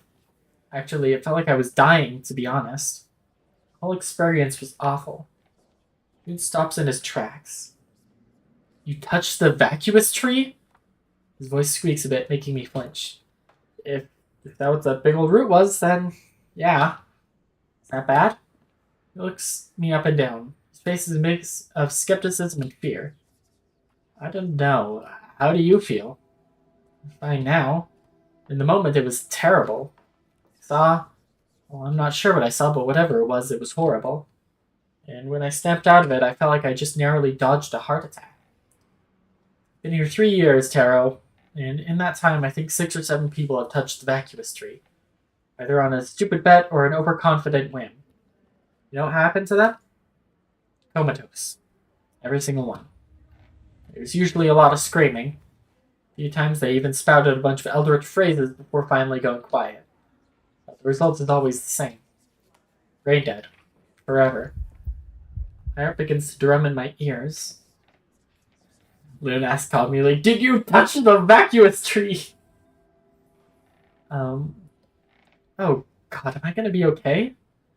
You're still standing, so yes? Maybe? Pauses nervously. Maybe ask Yarm about it next time you see him. I nod in frantic agreement. Why is this thing still in the school grounds if it's so dangerous? Not sure. I mean, they probably can't find a way to get rid of it without going comatose themselves. An old professor of mine told me once that the tree predates the school. He theorized that the school was actually built around it. For what purpose? Loon shrugs.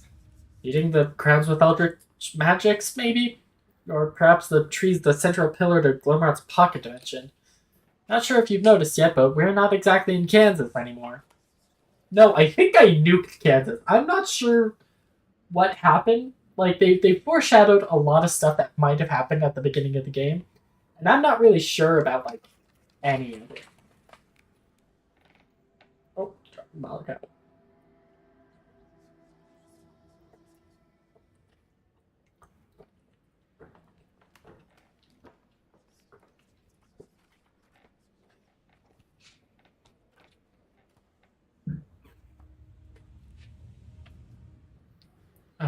And I've heard not all the Pale Host universities exist in little pocket spaces like this one.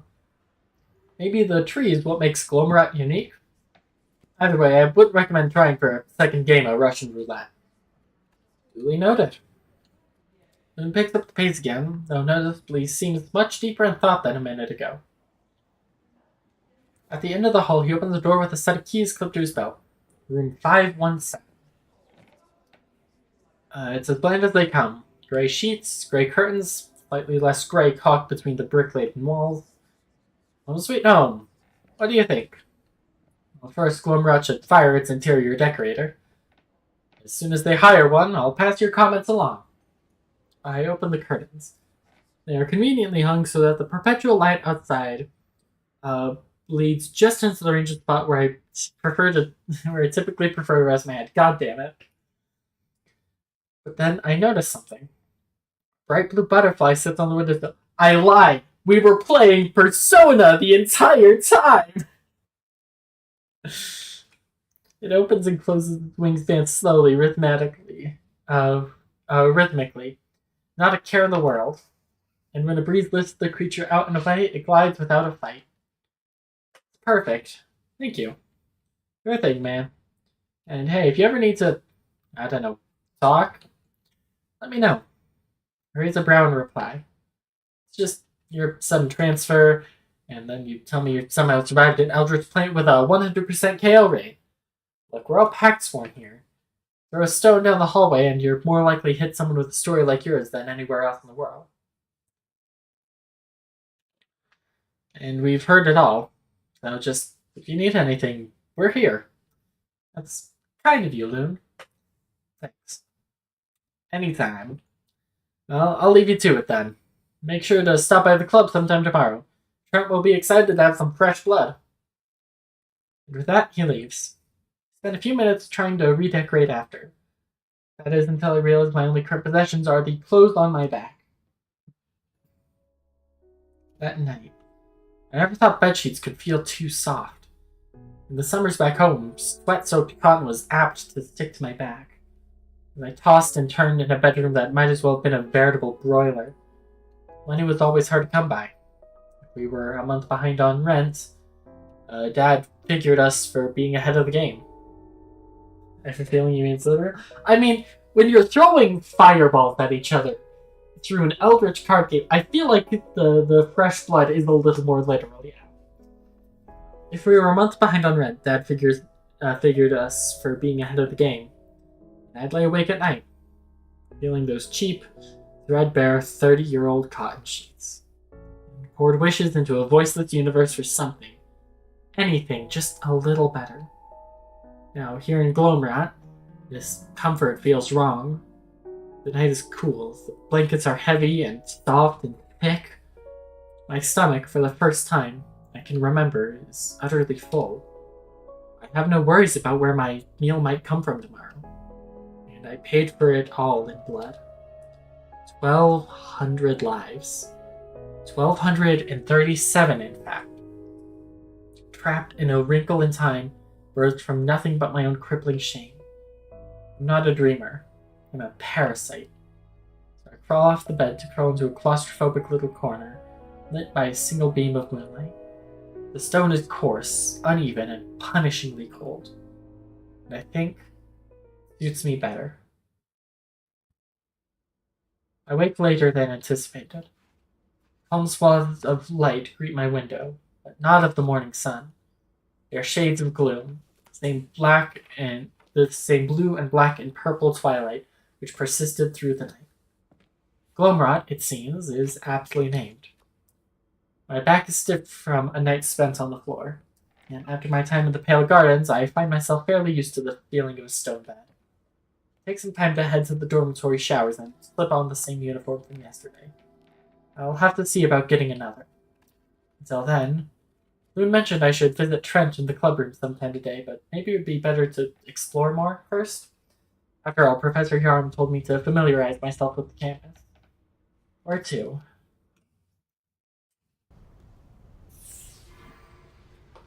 Oh.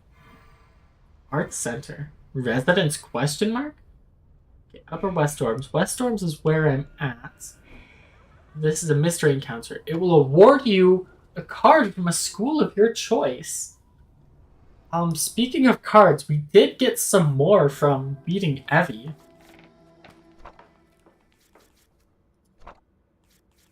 Yeah, all of these. I can only have a maximum of 6 rituals in my deck. I mean, I'll take Mending as a ritual.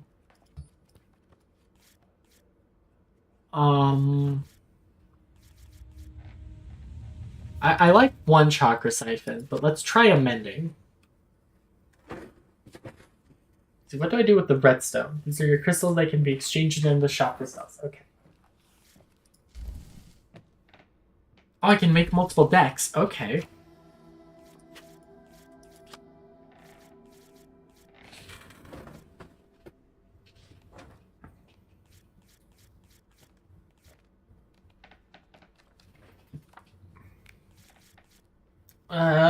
I think I'll drop one inner piece for a cure.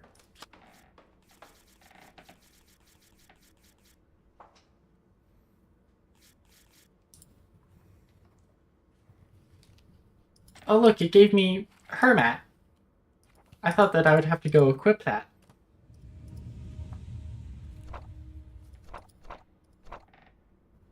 Add a custom playmat. Recommended image size is 2048 by 1024. Do I have any images like that?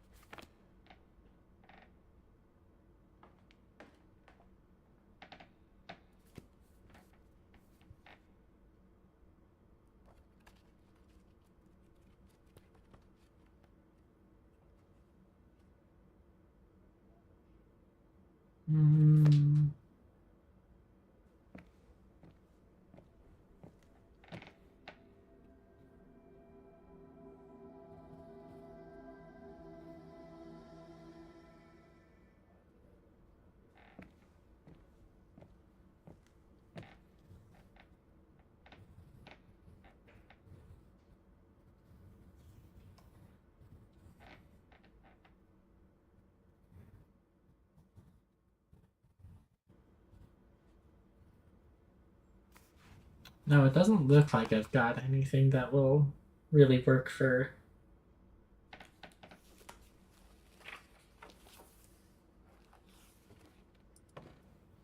I'll just use Hermat for now. I like it. It's a pretty map. I like the seaweed heart here.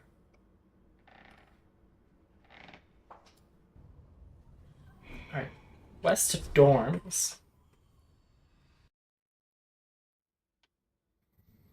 I stroll around the hallway before nearing my room again. I spy a glint of moonlight, catching on a sparse surface of glass. It comes from a small crack in the door. The dorm room to the left of my own.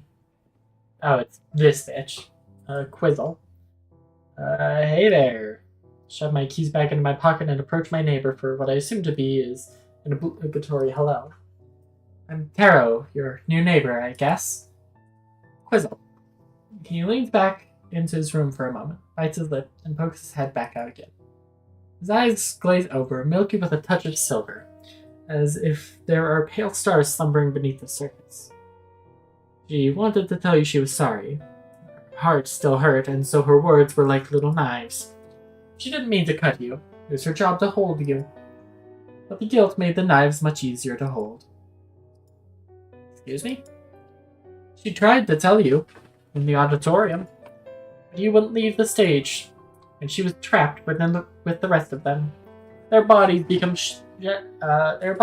shelled trappings in a different past, but it is now theirs, and they forget. Take a step back. My throat is tight, like 1,000 hands at my neck. Revenants of the theater. I dream of that auditorium every night, like a rewound clock. Someone to tell you to say that? Was it Yaram? My voice was terse, ire and guilt. Pupils constrict. Tell me to say what? That stuff about the auditorium. Hi, Ty! I have to go on Twitch app because the computer is stupid. Is the Twitch stopping my stream from working on computer? I mean, it's working fine for me, but that may just be the For me, because it's me. Oh wait, I didn't see this. My chat preview did not show me this, but Stork redeemed water, posture, and water. Did I miss any others? Okay.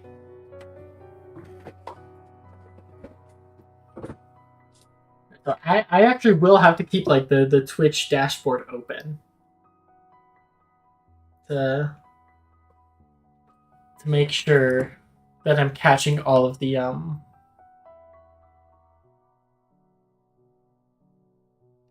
all the stuff. All the requests. I look at 2 streams at once, but my Twitch can only get auto through, but the other chat and moderating being open at the same time.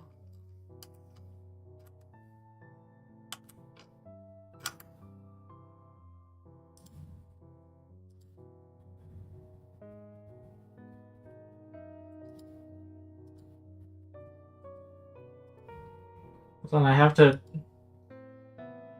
redeem all my requests, because apparently I've never approved a request. So I have like 200 sitting in the queue.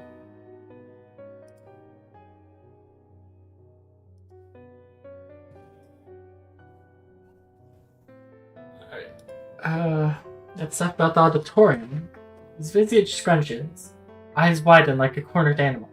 And then comes shame, remorse and shame. His eyes glisten, a prelude to tears. Sorry, I didn't mean to. I'm so sorry. He shuts the door gently behind him. The sound of a deadbolt clicks a moment after. Strange. Very strange. I try to head back to my own room, but I find myself too anxious to lay my head down to rest. I remember my brother telling me once that it was a terrible thing to feel safety even in your dreams.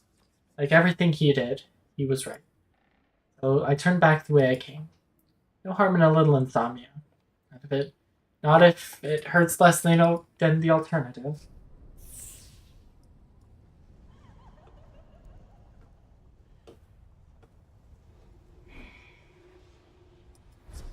Alright, give me a mystery card.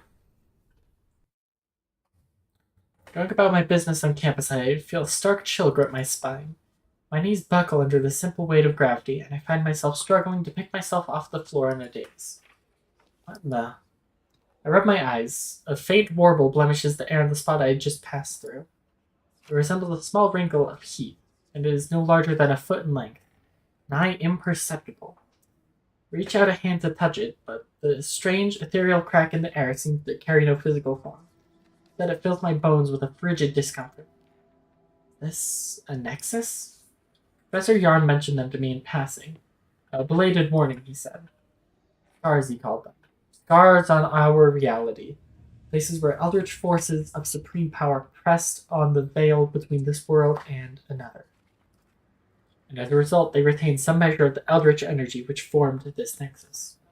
Left alone, they will abate as the veil rebuilds in time. They are meddled with, however. Great danger is posed to any Paxton who might be unable to channel the energy within. Yet great strength is promised as well. Every muscle in my body tenses. Things being as they are, I could use a bit of extra strength about now. Here goes nothing. Reach into the nexus, pulling out the remnants of eldritch energies within. Bitter cold sinks into my flesh. Visualize the strength I desire. Choose one. I think these two are probably hydromancy. Let's go with this purple one. Seeker. Hits opponents, gain 2 energy. Okay. Push through the bitter cold, drawing the energy into a KAMIFUDA card by force. With a new breath, I feel stronger. That felt weird, but also good. I should keep an eye out for more of those in the future.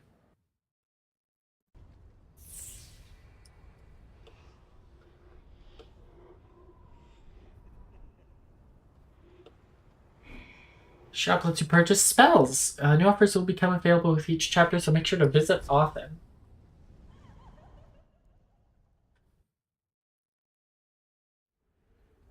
Deep in the recesses of Gloomrot's halls, I'm most certain, most definitely, completely lost. again.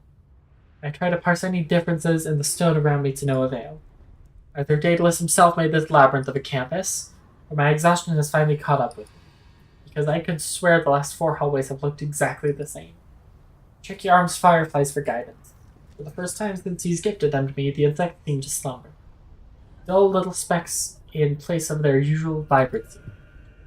Suppose this is karmic revenge for all those times I complained about my phone's GPS.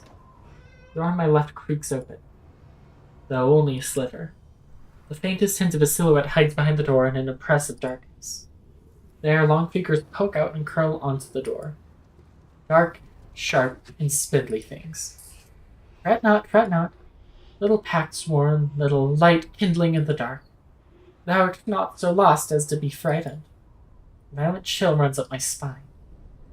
I am plagued by a visceral vision of unwitting flies trapped in the webs of ever-so-patient spiders. But the man, or creature, or thing does not move despite my reluctance. It waits patiently. Who are you? Forgive mine intrusion. I sense thine heartbeat at your approach. My heartbeat? Is touched by fire, no? And so thine blood flows of ember. The stargazer blessed, until it is they whom gazes into thee. It has been some time since a pact-sworn tread these halls with such pedigree. Indeed, thou art a rarity. How made little pact-sworn? Wilt thou humour me a moment, that I may touch echoes of an age forlorn, slumbering within thee? Please don't touch me. I'm going to be completely candid with you, because that really seems my only recourse at the moment. I'm not so keen on seeing whatever you've got behind that door. Terrified, actually, so... afeard is he, afeard but a humble collector. Take heart. I shall maketh your visit comfortable. The door swings open. Yet it is a swirling ink like night, and the chill touch of the eldritch that fills my view. When I open my eyes again, I find myself in... this... a market stall? Oh, hello there, Slenderman. The pact-sworn speaks correctly. I nearly jump out of my uniform. Hold thee. What are you, and where the hell did you take me? I'm known as the shopkeeper. Collector of trifles once lost or abandoned to dereliction. Purveyor of the very same. The strange creature watches me curiously as he drums his long fingers over the goods of his station. You work for the university? Shopkeeper minds his shop, nothing more. I see. And why are you wearing a suit? I was stymied, no? Weighed by a pestilence of fear? I would not have mine guest discomforted. Does this form not set thee at ease? No, your face is a purple swirl and you've got, like, plants growing out of your back. My last encounter with a plant nearly killed me, apparently. I mean, honestly, kind of, yeah. My heart is still beating out of my chest, but all things considered, the sheer confusion at the sight of you is doing a lot of the heavy lifting here to ease my nerves. A gentle croon emanates from somewhere deep in the shopkeeper's form. It feels pleased. So what do you want from me, exactly? Thou art touched, little pack-sworn. Thou walketh in the shadow of an irradiant star. Yet I languish. I beseech thee, share with me what stardust thine unwittingly relinquishes. Those faint embers of power, of mine perished age, of mine age to come, thou only needst to sit beside me a moment, and in exchange I shall trade thee baubles, yet baubles of might to befit thine pedigree. Dost thou not seeketh strength in the eldritch powers, a means to unfetter thyself from thine worldly jailers? There is a wanting in my chest, a deep compulsion that both tantalizes and terrifies. And before I can even manage a word, most excellent, I thank you for accepting mine accord.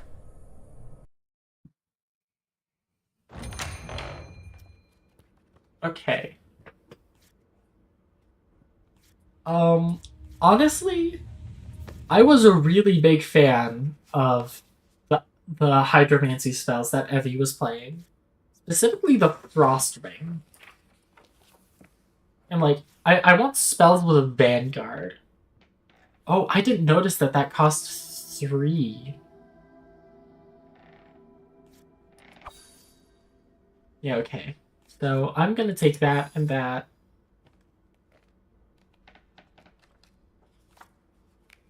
Beaker. Gain 2 energy if it hits opponent. I will take that.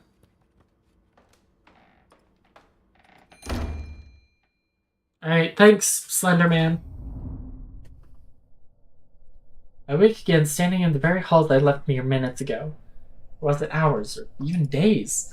There's a slight ache in my head, yet it feels good, strong. The new cards in my deck, they are very real. Should be wary of whatever that thing was. It might not be so horrible to visit if I need more KAMIFUDA relics at least.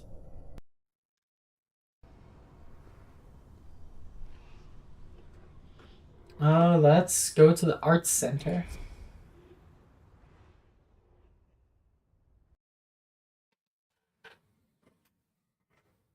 I stroll across the other side of campus.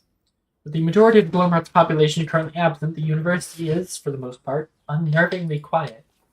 If you stand still for just long enough, you can even hear the wind howl, scouring a labyrinth of vacant halls. I am therefore surprised as I spot a sizable archway into an unfamiliar wing of the campus, where more than the ominous trappings of stone haunt one's ears. In fact, I hear music. Shout out to Mysterious and Strange Shopkeepers, gotta be one of my favorite shopkeepers. You see, I like Mysterious and Strange Shopkeepers. Like, they're fine. But there is one thing, technically 2 things, you can add to Mysterious and Strange Shopkeepers that make them infinitely better. And Blitz, you're not gonna like it. I follow the sound of an organ. It plays quite liberally. How the fuck am I supposed to say that? Hold on.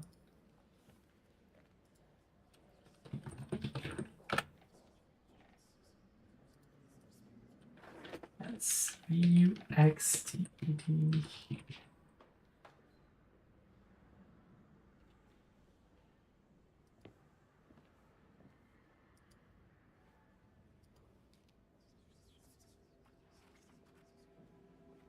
I don't think that's right.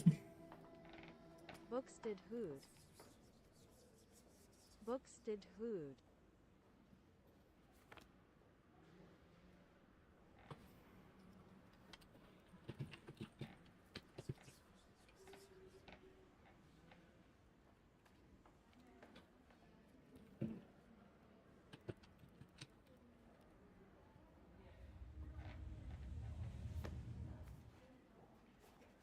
Oh, that's because it's the misspelling of a German town.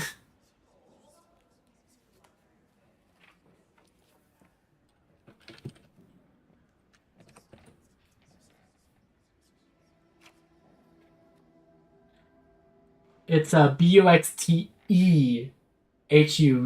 There's no first D there. Between the E and the H, that's not supposed to be there.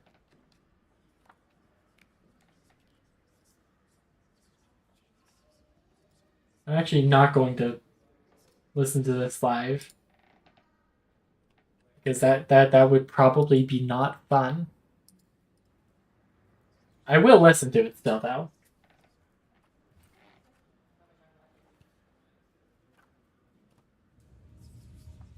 Okay, it's evil organ music. That's what it is.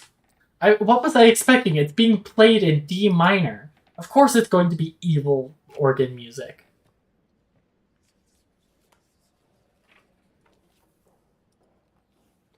I know because my brother once played an arrangement of this piece for piano to absolute perfection.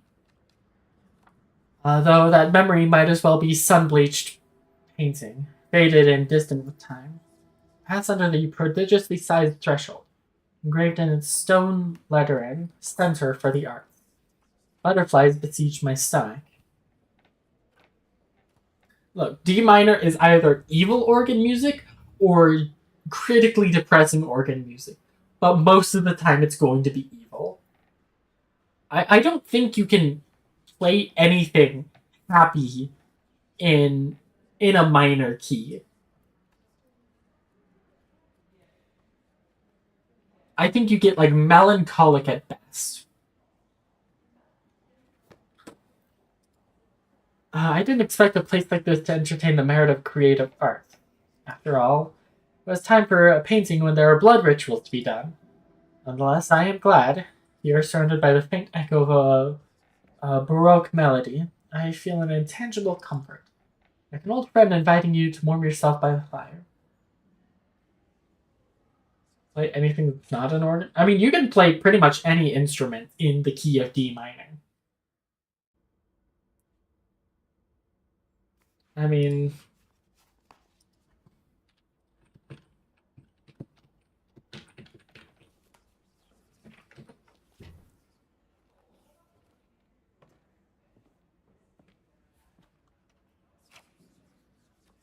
because I mean, like it is like well, you can use like different notations for different instruments. Um, you can still like transcribe them all to like basic piano sheet music, and like that. Um, and you can therefore transcribe it into the key of D minor.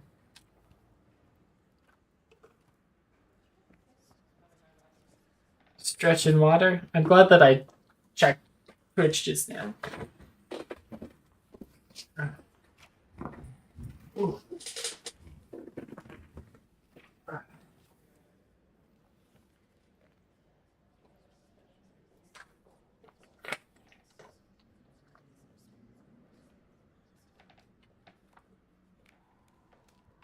I actually got to go refill my water bottle right now. I'll be right back.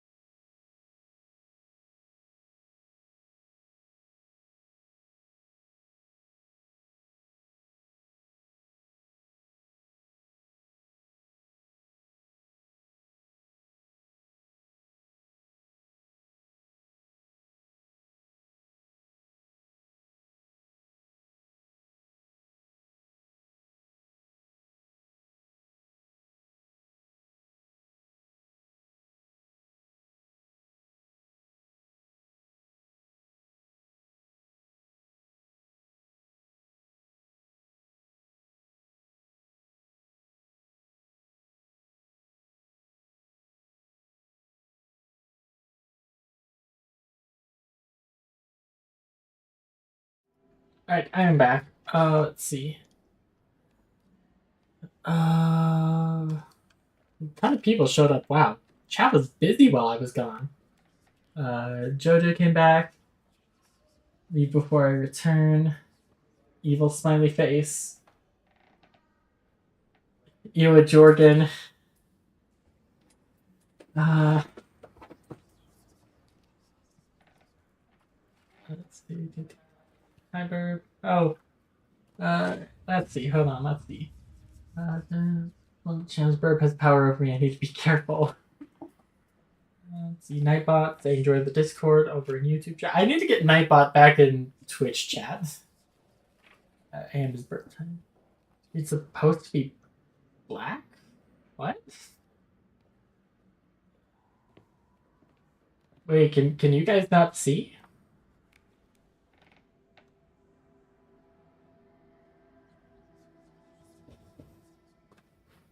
Oh, Twitch mobile being broken? That's weird.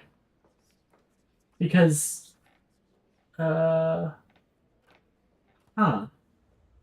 because Ty was saying earlier that, that they could only see on mobile. They could see on, It might actually be a restream issue, if anything.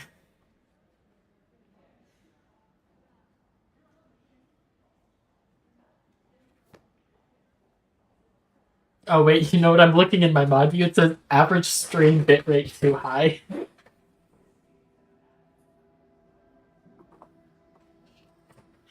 Let me check Restream.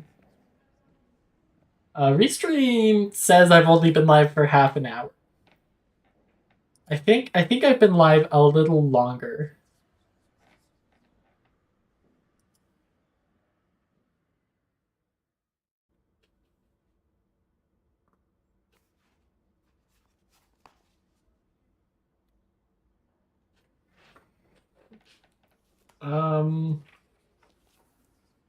Wait, you know what? Restream is upset that my bitrate is too high. Let me lower that.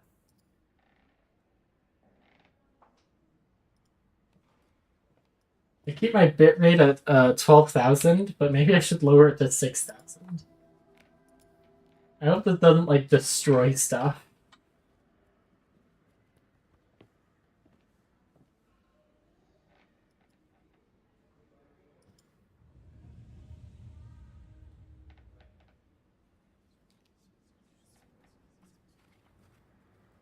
Probably.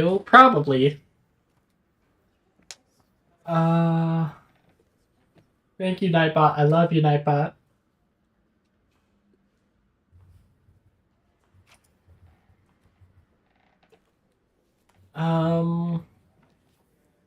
I hope that, you know, things don't break. Let's see.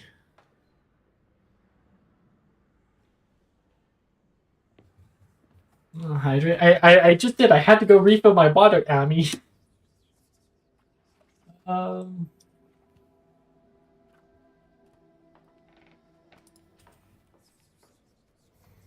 I hope things like unbreak themselves. Something wasn't scuffed that I wouldn't be a VTuber. That's true.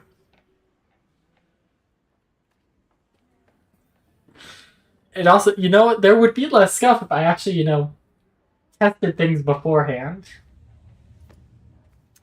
Let's see. Like an old friend inviting you to warm yourself by the fire.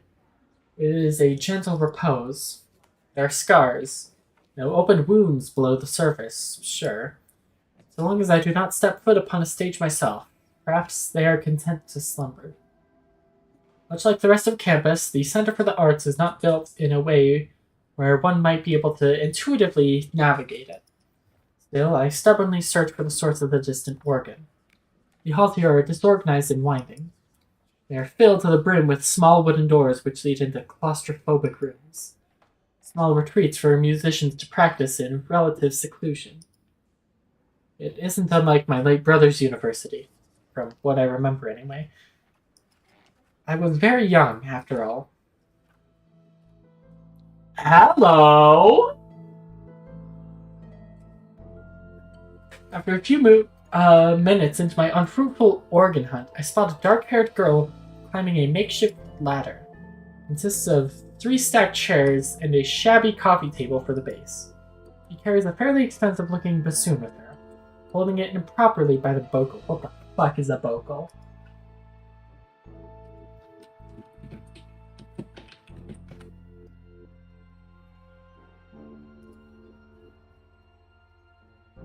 This explains fucking nothing. What is this supposed to be? Hold on.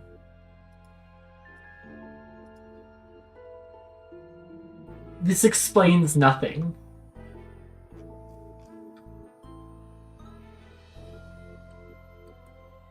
What if I just, like, search up balloon anatomy? I had the entirely wrong instrument in mind. Okay. This is in Japanese. Okay, never mind it. Swap to English. Okay, that's the vocal. That is absolutely not what you hold it by. Like...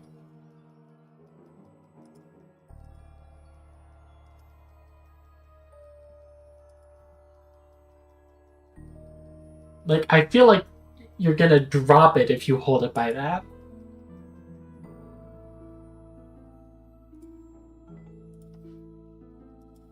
As I approach, she finishes shoving, quite roughly I might add, the instrument atop a very tall and very dusty statue. She then begins to climb down her makeshift tower, dismantling it with her descent. And I ask her, "What are you doing?" The girl hops off the coffee table without a care, takes a moment to dust off her skirt. She responds quite matter-of-factly. Putting up the wards. What now? The wards. The Eldritch wards. Wards for what? She pauses for half a second. Is it your birthday or something? How could you not know about the wards? It's my second day, actually. My first day was not very pleasant. Well, actually, not far from it. She begets an impish smile, though only for a moment. Therefore, the curse! A curse? Mm-hmm. A real bad one, too. Kind of curse. Have you ever seen old documentaries on the Black Plague? Are you seriously about to tell me that this curse infects someone with the bubonic plague? She sets her hands on her hands. No, of course not. Gives them a version of the plague where large purpley tentacles rise out of your eyeballs. You're protecting us from that with a bassoon? Absolutely. 100%. I think you're fucking with me. I do think she's fucking with me. I think that she sees, I am a newbie, and she can tell that I'm a newbie. She can tell that I'm still green. I think you're fucking with me. Guess you should climb back up there then. After all, there isn't the slightest chance I could. There isn't the slightest chance I could be telling you the truth. So there's no reason to be worried. There's no way removing that very ordinary-looking bassoon from the top of a naked statue might somehow backfire, thereby infecting you and anyone in 100-foot proximity with a weird tentacly plague. Maybe I should think about this for a minute.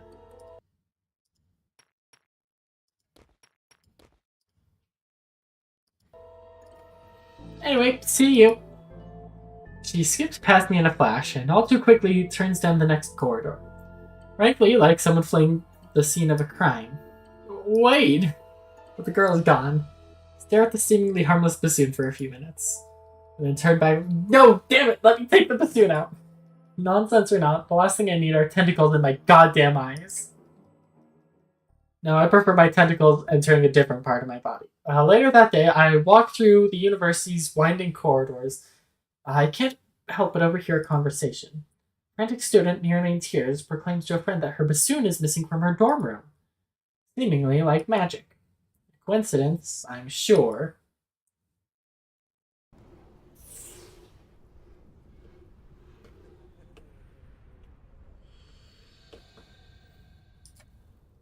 Let's see. Let's edit my deck a little more since I got a couple other cards.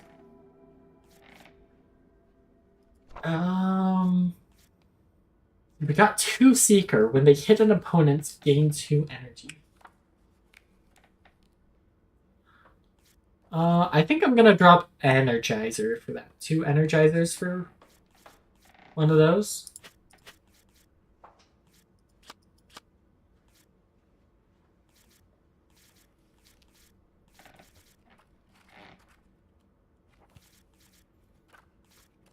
Because they don't really... I use them to block. I need Vanguard. To give me energy. But these give energy when they hit the opponent, which is insane. Also, I think I'm going to drop an Arcane Explosion for a Enchanter.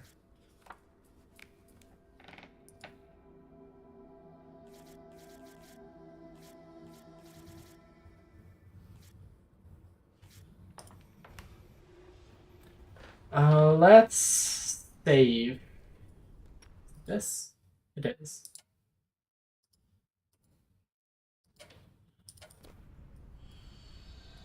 I can't go back to the art center. Alright, well, back to the club.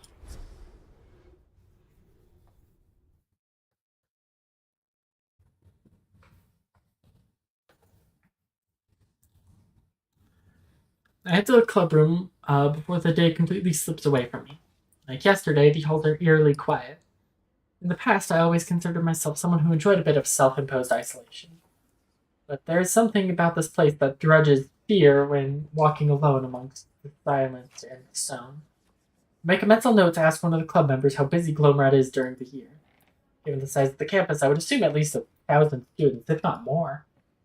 Though the thought of thousands of Paxborn seemingly in similar situations to myself, mucking about their lives is a disheartening one, to say the least. Who are you? Hello? Sir? Why are you making that face? Outside the club room, a tall, well-built man speaks with Evie. Like the rest of us, he is dressed like a student, though clearly a bit older than Evie or I.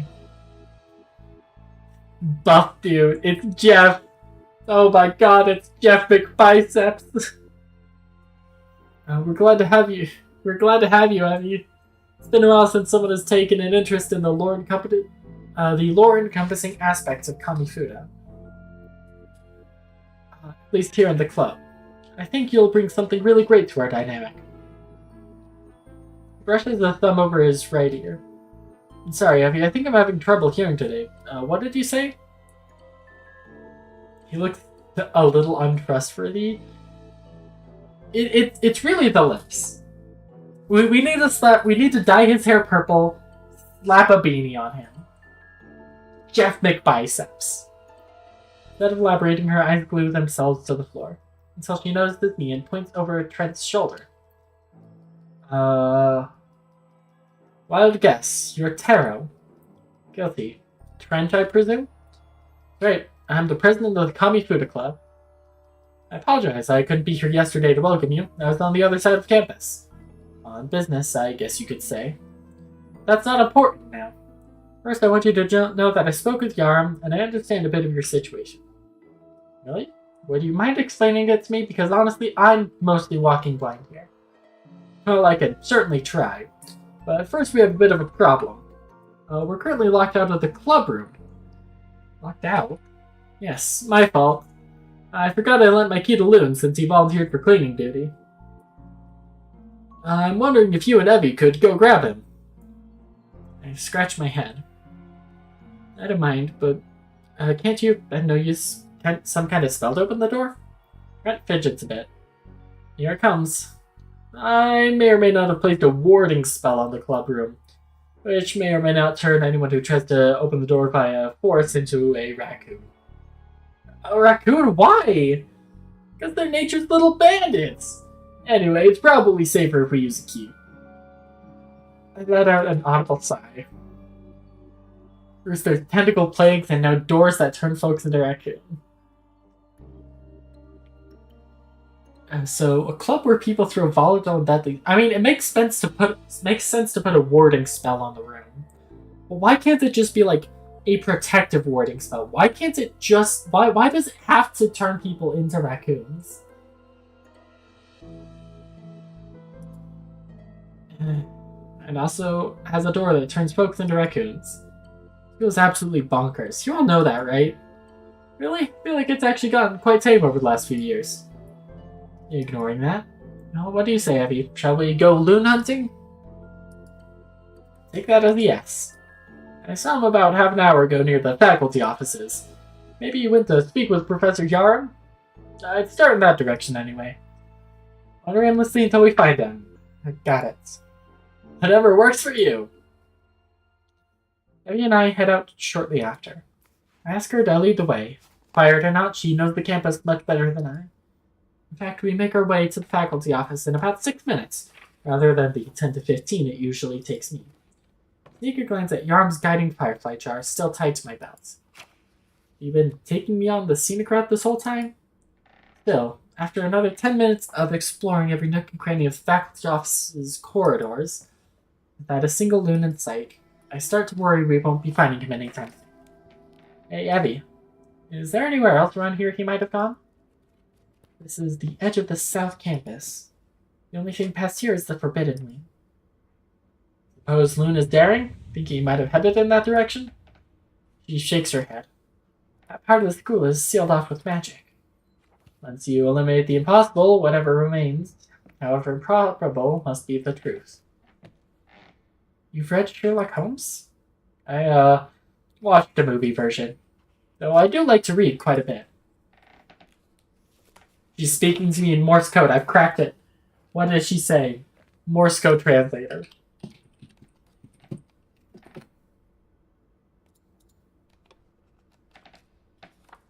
Okay.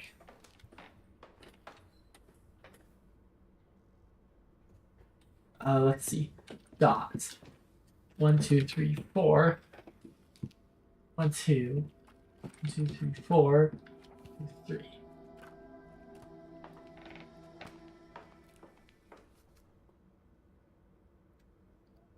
I got a feeling it's not Morse. Unless she is saying ehis.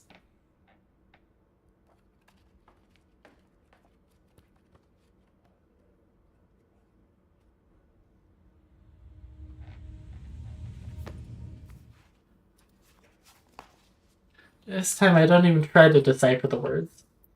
In any case, we might as well check. Worst case scenario, we don't see him and we head back to the train. Okay. Not far from my first steps in this strange stone wonderland, there awaits a narrow hall. The corridor must be at least 100 feet in length, and so narrow that Emmy and I must shimmy through to the other side. Like so much of Gloomrot, it is poorly lit. Through the other side, a light blue ambience blooms brighter than anywhere else in the school. Emmy leads me through, albeit a bit nervously. The corridor exits into a small secluded chamber, circular in architecture. Oh. That looks like it's been shattered open. Directly opposite the entry corridor, an arch-like opening features 2 granite doors, at least 15 feet in height. The doors are open, though, just a crack, maybe 3 feet in diameter. Enough for someone to comfortably walk through. The space further in is dark, blacker than black. And on the ground before it, a glass material glitters in the glow. 1,000 shards of varying size and color are scattered around the doors. They exude an ever so gentle fog of silver vine blue. That can't be. Yes, the sealed-off corridor is now unsealed. Abby ignores me. She rushes to the doors. The strange shards crunch under her feet, and as we approach, we realize there is a slight chill in the air. I wrote a paper on Ainfield's ward last year. This was one of her 5 perpetuums, one made to last in perpetuity. Ainfeld? Shara Ainfeld. She was a member of the Pale Host over 3 centuries ago. and arguably the most powerful pact sworn in recorded history. It is said she became so infused with the energies of the Eldritch that the final 2 years of her life she did not move from a small rocking chair quartered away in her study. Her servants reported she did not eat and did not sleep. She only stared unblinking at her ceiling, which years earlier she commissioned to be painted, as a replica of the constellations viewable from her childhood home. She didn't move for 2 years? How is that even possible? What of bed stores? And bedpans, for that matter. Abby shook her head. I don't know. But there are interesting accounts from her serving staff regarding her final words. There are also many contradictions, unfortunately. But the one common theme is that when Einfeld finally snapped out of her trance, she claimed to have seen the next world to come. Shara Einfeld died an hour later. The next world to come. I never liked the mystifying or the miraculous. Not those mysteries don't have their merit. But I prefer quick and veritable truth to one seemingly unearnable. As for the miraculous, soothsayers and lunatics heralding tall tales. When I was a kid, I wanted to be an astronaut. Every Wednesday afternoon, I snuck away to the local library and read books on the wonders of the cosmos. And they were wonderful, not miraculous. Or sure, there was a logic to universe physical flaws. Whoa, it's Tato on Twitch. It's Potato Twitch. And on YouTube. So we got a double Blitz view, a double Tato view, a double Ame view. Who else is double viewing? I'm double viewing. Actually, technically I'm triple viewing, but that's a secret. Because I got the YouTube, I got the Twitch, and I got Restream.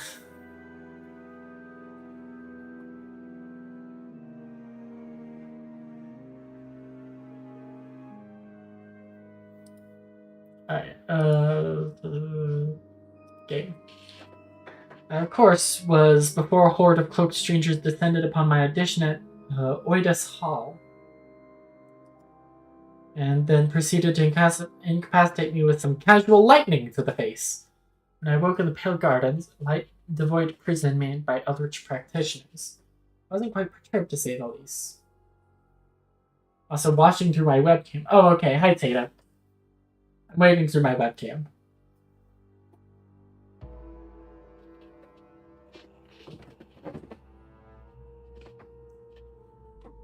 Okay, so hold on. Is this our backstory?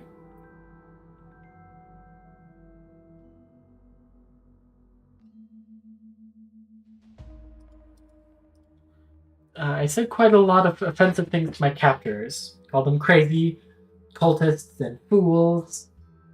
No longer even hear Usabi when I moved to Twitch. Oh, jeez.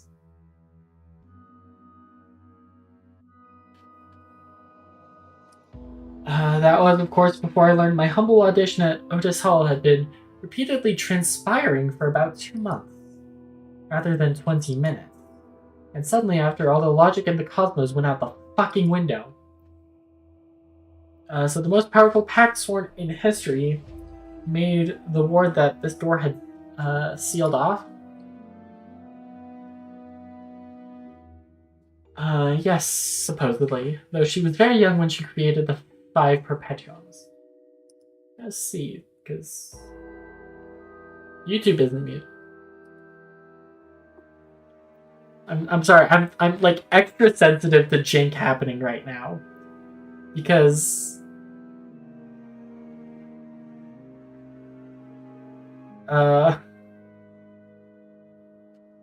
I did approximately no testing with a Restream beforehand.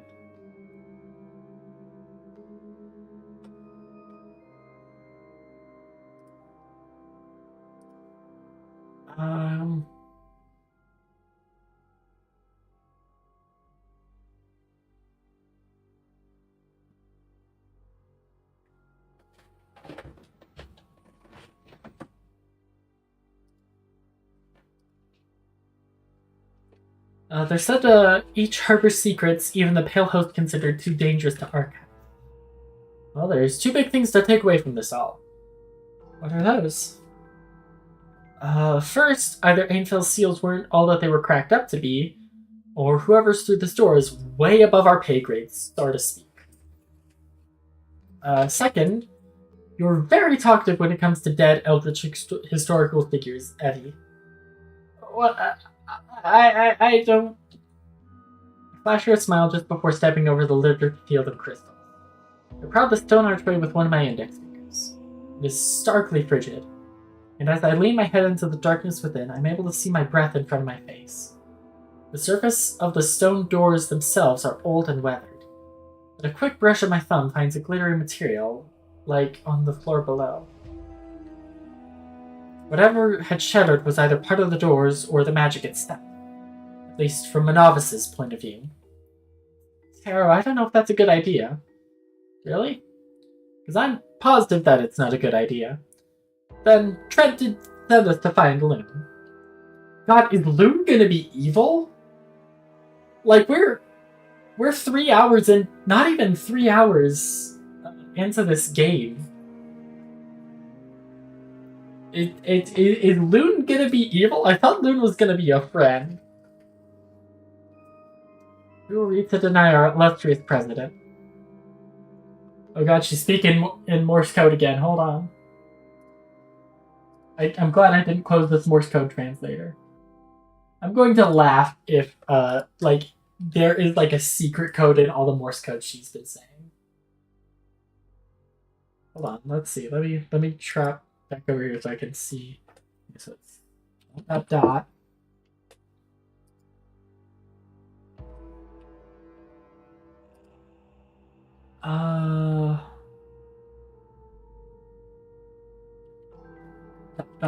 Dot. Just dots. There's no dash. But there are letters in Morse code that are just dots, which is why I'm doing this.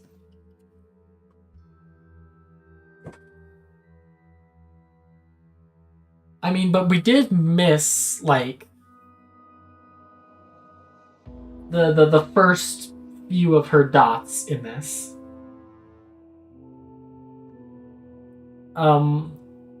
Currently it's just a lot of E's, H's, and I's, and S's.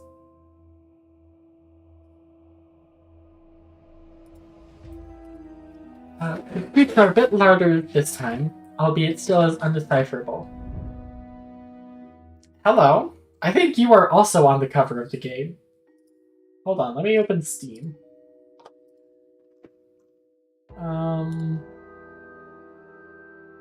Yeah, the Steam cover is, like, laying next to you in bed.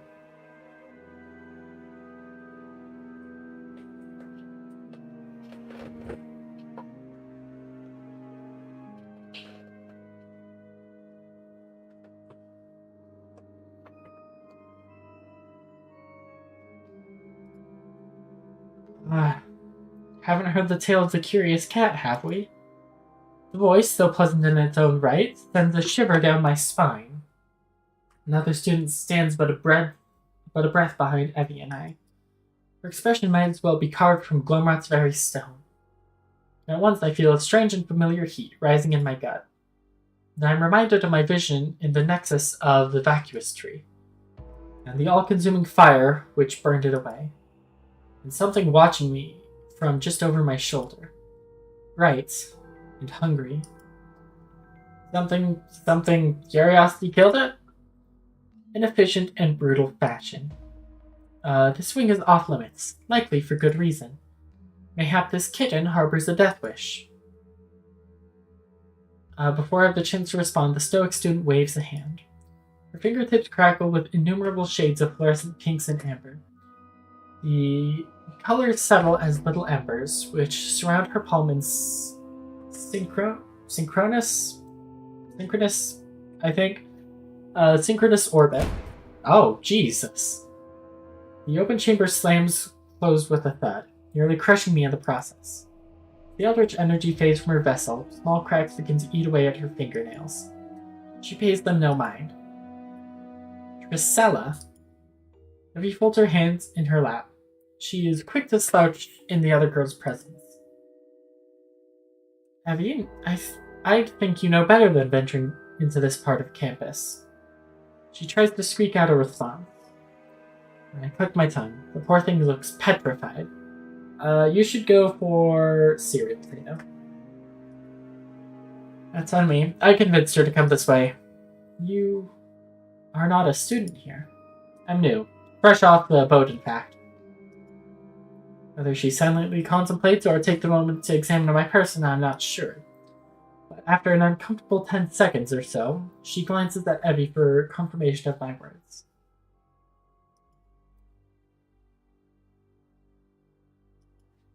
Wait, hold on, no, I wasn't paying attention. What did she say there? There we go, okay, hold on, so... It's 4 dots.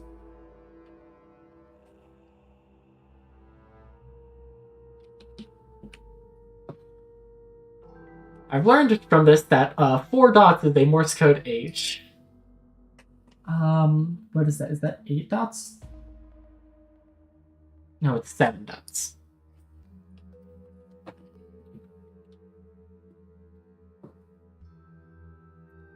That is the hashtag. I can't believe she's tweeting. 3 dots, 4 dots.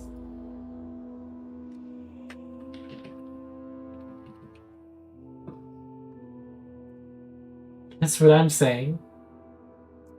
I can't believe you would say that about my mother, Blitz. I'm deeply hurt.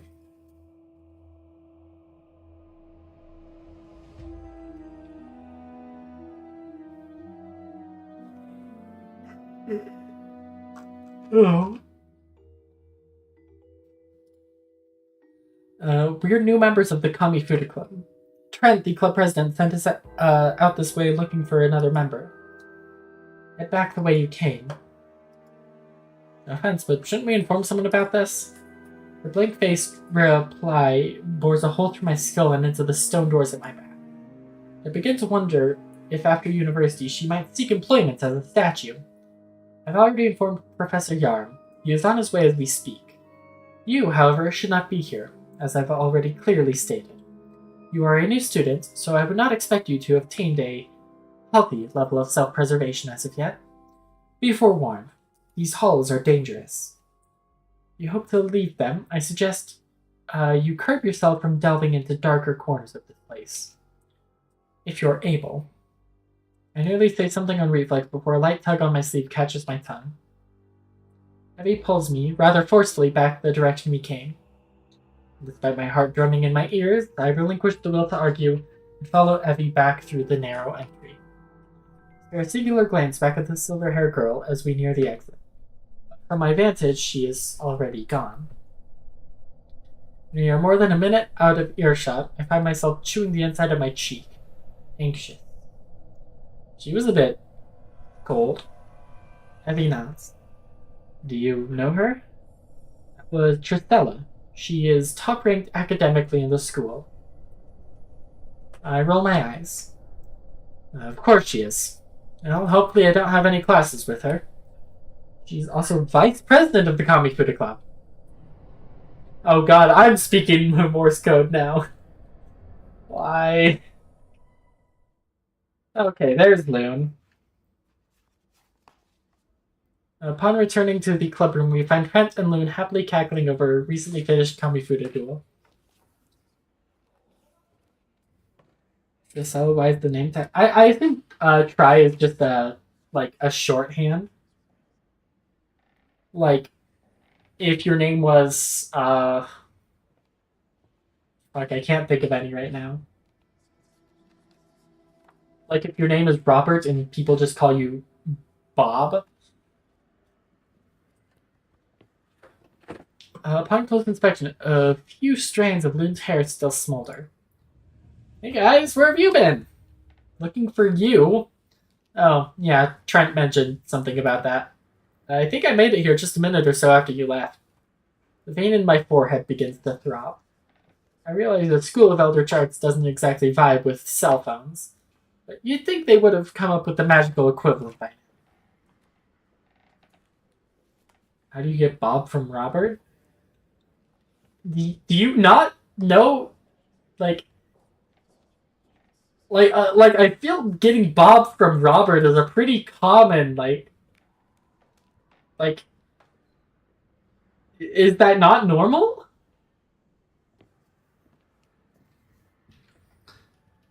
To at least save on walking time. Then why don't you show Evie a trick or two? I need to speak with Taro in private. It's a date. Oh god, no, the Morse code. Hold on. I need to ask someone something.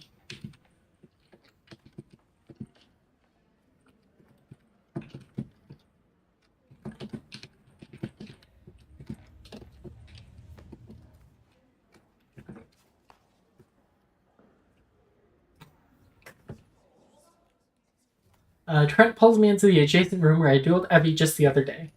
He closes the door behind us. His expression is noticeably solemn. What's this about? You. Surviving the school. Which, in your case, just means surviving. Alright, I'm listening. I understand that you were packless until a few weeks ago. I also understand the Pale Hosts have given you a rather short probationary period. That's right. Honestly, Yarm was pretty vague about it all. Trent snaps his finger and a small meeting table paired with 2 chairs manifest at the center of the room. I really need to get on learning this whole magic thing. He beckons me to sit, and begins to rifle through a small book bag and pull out pieces of yellow parchment. There are 6 in all, and each bears a different-looking symbol, inked with ornate complexity. Yarm's not great at this kind of stuff, though he means well. The reason he didn't tell you more, likely, is because he didn't want to worry you. But the truth is, the Pale Hosts rarely divvy out probations longer than a semester in length. What's that mean, exactly? It means if you get to the end of the semester and they're unsatisfied with your progress, you're likely going back to the Pale Gardens. I figured that'd be the case, but I thought I'd have longer than a few months. The hosts are a nervous bunch, for good reason. But if it's any comfort, I know for a fact that you can impress them. How's that? Because 4 years ago, I was in your very same position. And hey, look at me now! Fleeting his honesty fills me with some semblance of comfort. You were pactless then? Most folks attending the university were born pactless. Pact-born, those who were born into hereditary pacts are very rare. Just that usually those eldritch bastards target kids quite a bit younger than us. Which means, like I was, you're a little behind the curve. Worse, the Pale Host thinks you're dangerous. You don't want that. So what do I do? How much do you know about channeling spells? I'm going to die, aren't I? That's fine, that's about what I expected. Trent pats my shoulder. He is surprisingly gentle. You came to the right club, kid. Perfect club, in fact. I think it's the reason Yarm referred you to us. Trent pushes the 6 pieces of parchment towards my side of the table. Go ahead, touch one. I survey my selection. The symbols are all strange and unreadable to me, yet the longer I stare, the more they feel familiar. I pick the parchment on the far left. Its symbol is inked in purple and azure, bearing a certain clockwise flow to its pattern. I pull it toward me, and then touch my hands to the ink. A high, piercing whine screeches from every direction as the symbol erupts in violent miasma. I cover my stinging ears. The moment I remove my touch from the parchment, the screeching stops. Ow. That was awful. Oh boy, your Packmaster is lending you a lot of juice. We've got our work cut out for us. What are those things? Well, the one you touched is music. You put the single finger to the same symbol. Instead of violent miasma, the parchment begins to glow mildly. And in place of the screeching, the gentle tune of a piano fills the room. Incredible. How are you doing that? Self-control. When I first got to Gloomrot, one of the professors noticed I was having a difficult time controlling my spells. He's the one who taught me how to make these. When I touched the one imbued to play music, all that came out was sputtering. I had no idea how to push eldritch energy into my spells. It's kind of like I had a car and I couldn't find the gas pedal. You, on the other hand, have the opposite problem. You're like a waterfall, constantly pushing eldritch energy, and what we need is a faucet. The ability to turn it off and on as you need. Why do I have so much? He pauses for more than a few seconds. Good question. I wish I could tell you. Truth is, it could be any number of things. Maybe your connection with your Pact Master is just that much closer than the rest of us. Or maybe your Pact Master is that much bigger, sort of to speak. What matters now, though, is teaching you how to control the flow. Get me? I nod. Yes, actually. Thank you. So, how do I do that? KAMIFUDA. What? Smiles. What do you think KAMIFUDA cards are, Taro? I thought that they were trapped spells or power, something like that. That's a simple way of looking at it, but yes, that'll suffice. Now, what do you think these slips of parchment are? I look over the slips again. The paper itself is mundane, far from the ornate aspects of the KAMIFUDA cards. Yet the inscriptions are much more intricate. They're instructions, a shortcut to channeling energy in a certain way. Quick learner, good. That's exactly what they are. Formula to format your own eldritch energy in a particular way. KAMIFUDA cards are the opposite. There's already power stored within them, but it is up to the wielder to control it. Which for you, my friend, is just the kind of training you need. You're saying, if I get better at controlling my KAMIFUDA deck, I'll be able to control my general spellcasting. I wouldn't go that far, but if we want to get the Pale Host off your radar, we're going to need to show them you can put the brakes on that nuclear reactor you have churning inside you. Get me? Yeah. Yeah, I do. I flash him a smile. Thank you, Trent. Really. The last couple of days, I've been... Holds up a hand. Don't mention it, kid. Just, show me what you got. Oh! Okay. Oh wait, okay, my deck. I thought we were going into battle. Your starting reserve, the more skills of magic you have in your deck, the lower your starting reserve will be. Each school after the first reduces it by 3. So if I take out my hydromancy stuff, does that raise it? Oh, it does. Okay. Oh, wait, I'm... because I've got 3. Because I also have this, the white one. I don't remember its name. I think it's like Exomancy, and this is like Theomancy.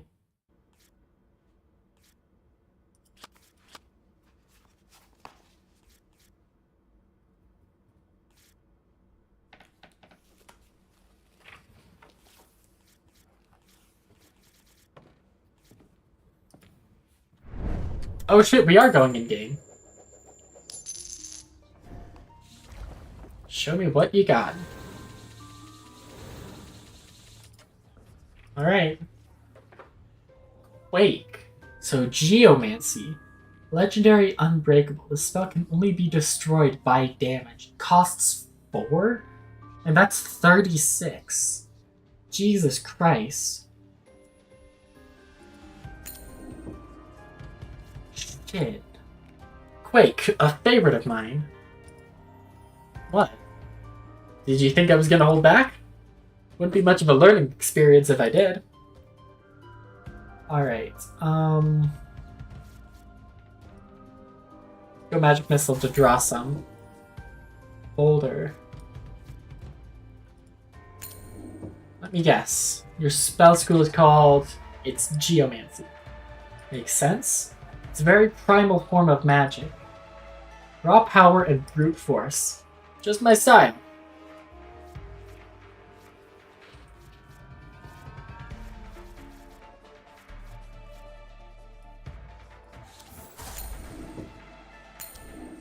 gotta take care of that quake because that is going to annihilate me. That's still 20.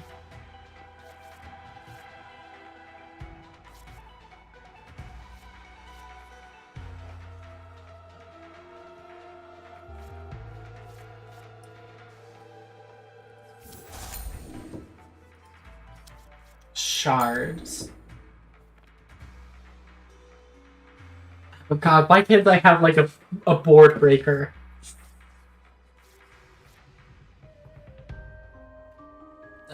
Wow, you have a lot of uncontrolled power. As the doctor, I prescribe you 3 games of KAMIFUDA per day. Take some time. The outcome of a duel can hinge on a single card. Though be warned, others may not be as accommodating. Alright, so absolutely take out Quake there.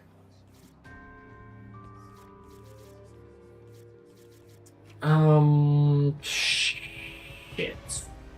On a brick.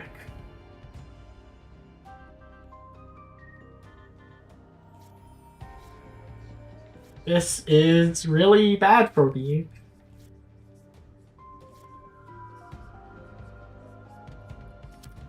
Seems you learned a spell or two from Evie. You do well to learn from others as well. This will almost entirely charge just off of him having to draw. I will put warding here. Oh god, nope, that did not work. That's right, it can't attack.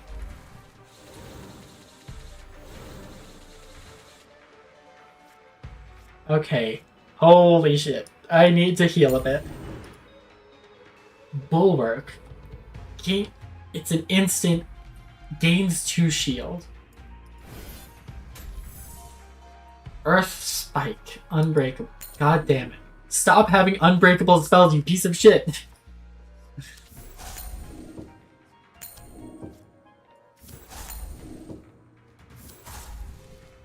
Labyrinthine Curse. Opponent passes priority, lose 1 energy? Holy shit, dude. Can't lose an energy if I don't have an energy to lose.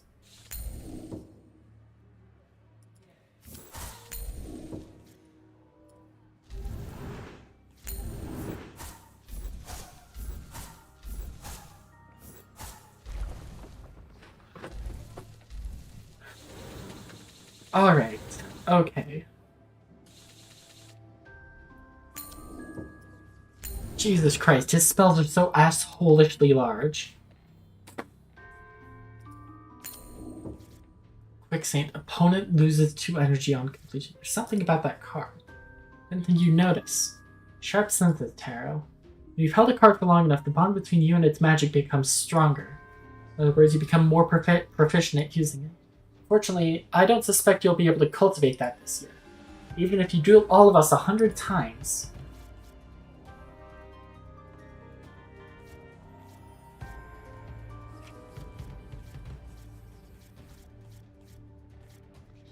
Alright, so let's go Ward first. Construction. Finality. Gains shielding 2. 2 shield at the start of each round? Jesus Christ. I just have to stop him from doing damage to me then.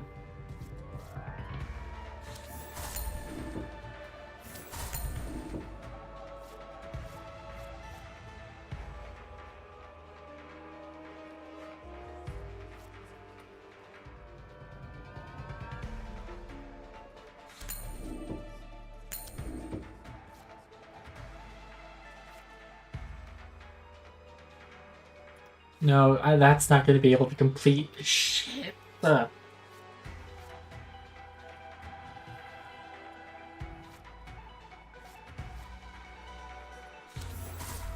that there, and that there. Alright.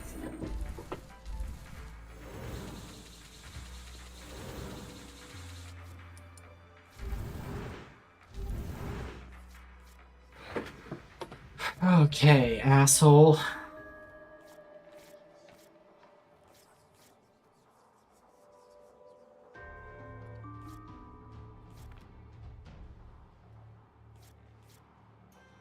I can't let this construction go through. God damn it.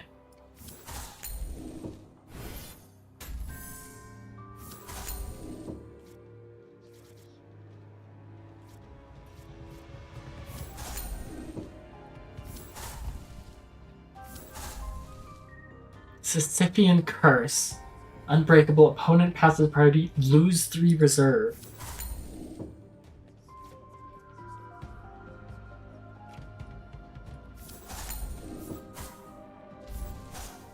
Okay. Wait, no, I broke that!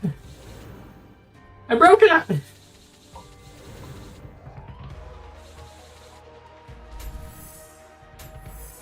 You've a clear talent tarot, but you have the stamina to last another round. Don't count me out just yet. God damn it, stop gaining shield!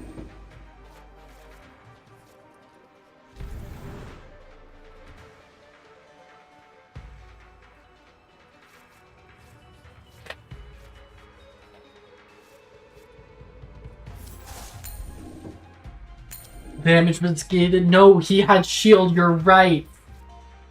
Oh my god.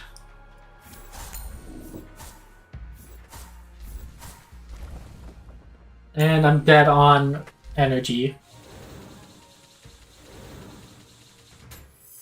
Alright. Holy shit.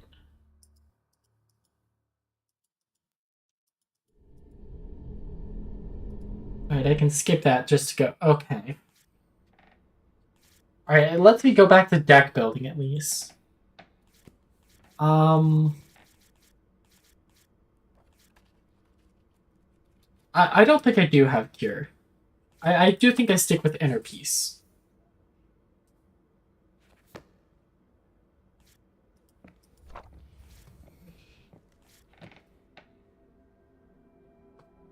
Coughing Baby versus Hydrogen Bomb? Yeah, that's really what this is. Energizer? Not a fan of Energizer.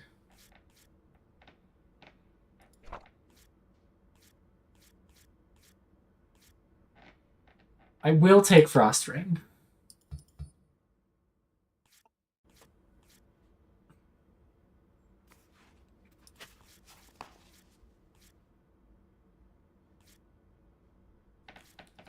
And Frost Wall.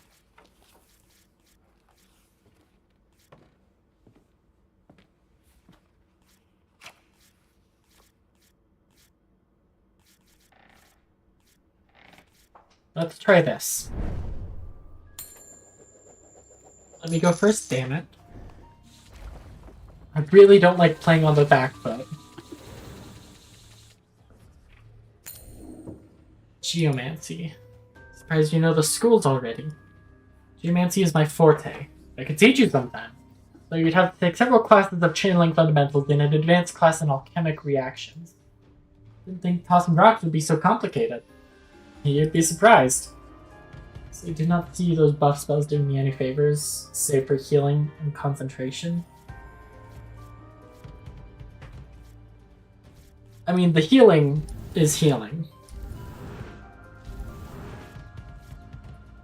Unfortunately, his first card is always just an asshole. And, like, it has to be answered. And that's Quicksand.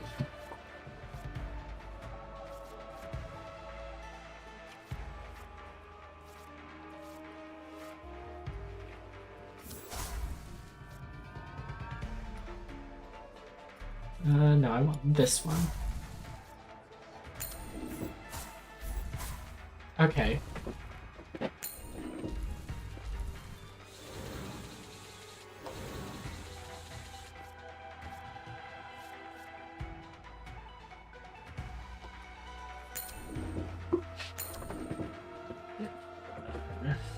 I like describing what that word's fit. Yeah. Unfortunately, the more toxic side of my card game player is really being shown today.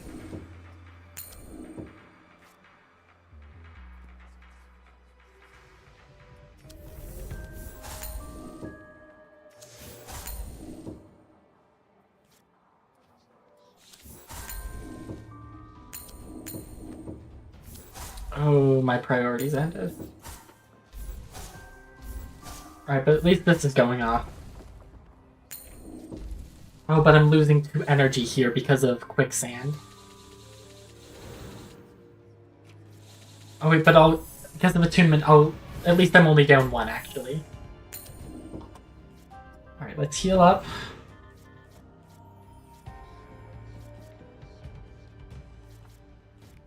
Let's start magic missile.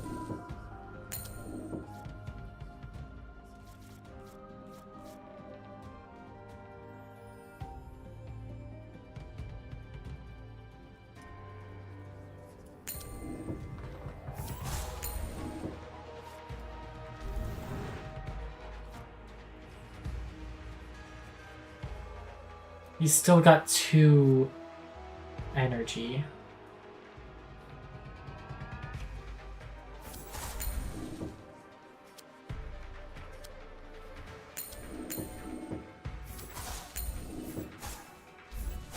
I'm getting in for 9 at least.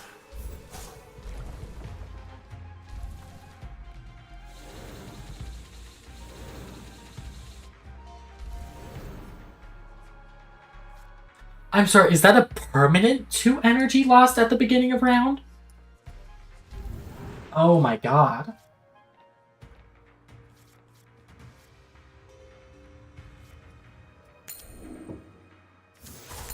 Okay, that cost him 2 reserve though.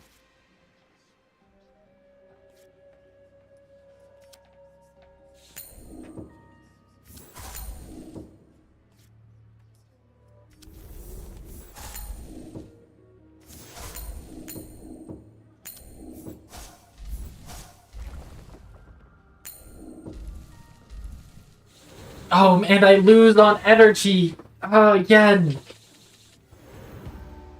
Okay. All right.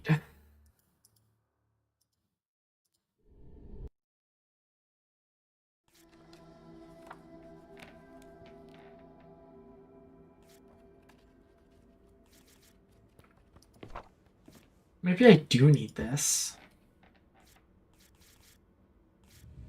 Well, let's drop to 2 wardings for a cure. Yeah, I think I need more healing. Because I keep losing on my energy loss.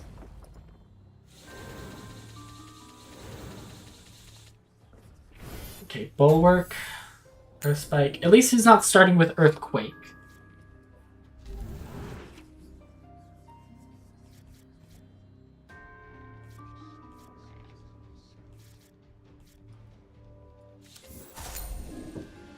Oh, never mind. There it is. Okay, but he's now out of energy. Which leaves me just to answer all of his stuff. Nope, he's got shards. Alright.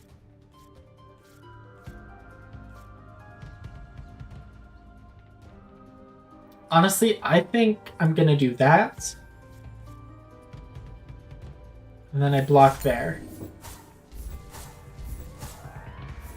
Just so I can gain the attunement. Because that extra energy is really gonna go a long way.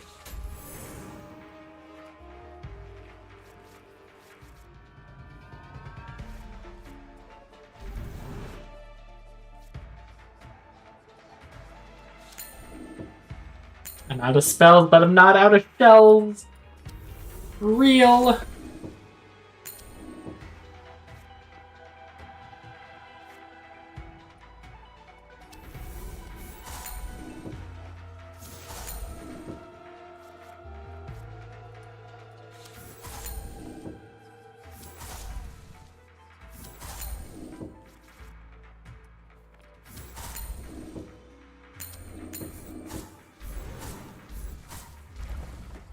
Okay, we're looking better this time.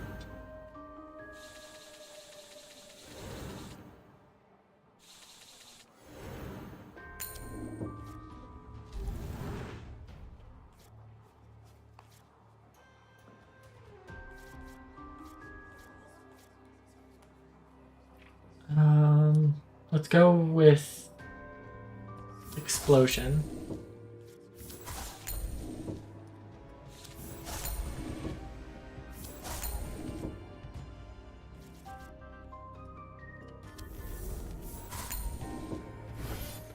Okay, he gains 2 shield there.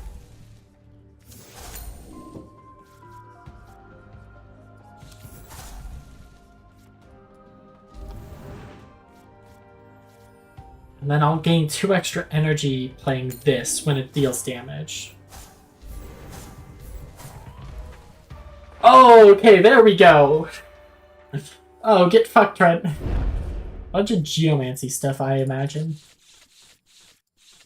Yeah, and we got Quake. I don't know if I want to add this to my deck, though. Because that costs 4. It's 36, but it costs 4. I'm absolutely adding Shard. Are you kidding me? Absolutely adding Shard. That is a free for 2.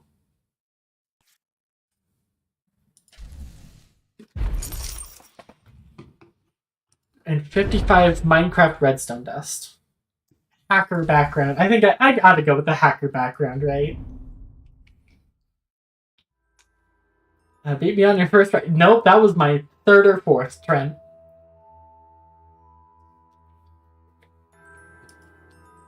Tara, if you get a little practice, then you're going to be an absolute force of the pack tomorrow. Promise to remember all you little people, and I'm in the big leagues. Yeah, don't get ahead of yourself. We got a short amount of time to get you into Eldritch shape. Luckily, with classes not in session, that means I got a lot of free time these next few weeks. You'll keep helping me?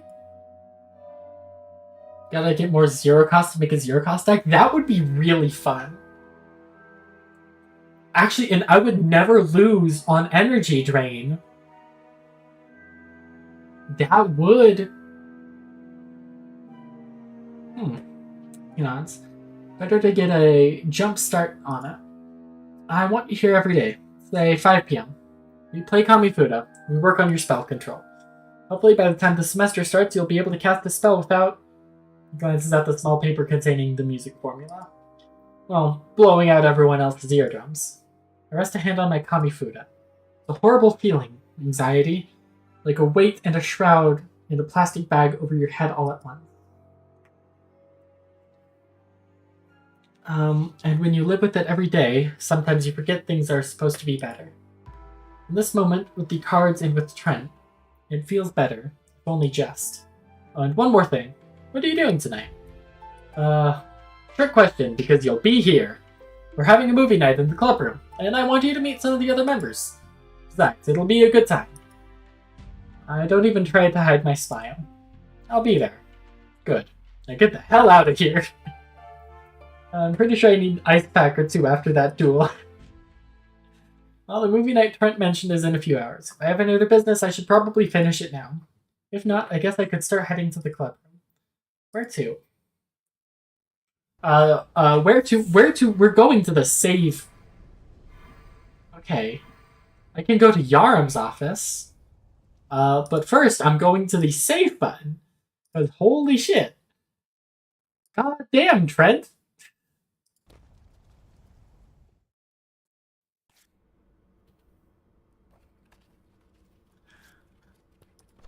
Geomancy. Okay, absolutely, we're adding Shard. I think I'll drop Chakra Siphon.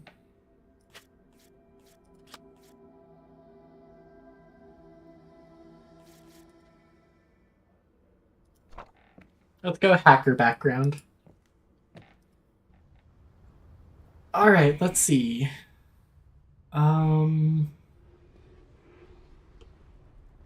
The question marks give me cards, I think. Choose one. I gotta go Geomancy. That stuff was insane. This was his legendary. Wasn't that? Wasn't that his legendary?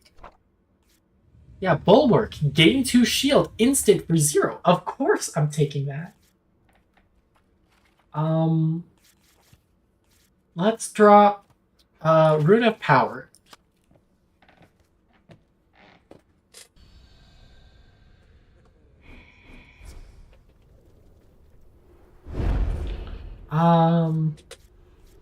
Okay, let's grab another Geo maybe. Another shard.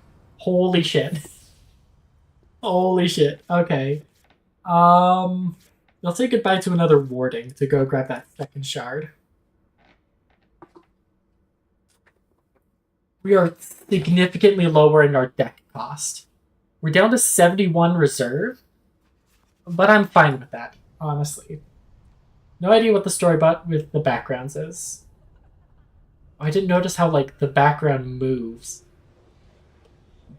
Like, as, like, how the perspective changes, I guess is the better way to say that. Where's the... I think the orange outline is,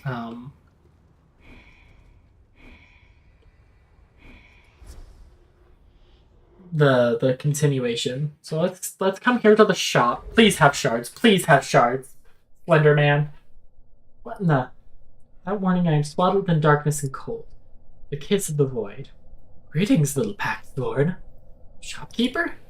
Thy indeed. Keeper of mine shop's domain. I rubbed my eyes with some manner of exasperation. A little warning would have been nice. You know, before you yank me through that portal. Mine reach beyond this realm is paltry.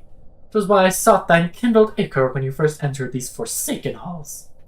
Yes, I remember your spiel. So what now? You proposing another trade?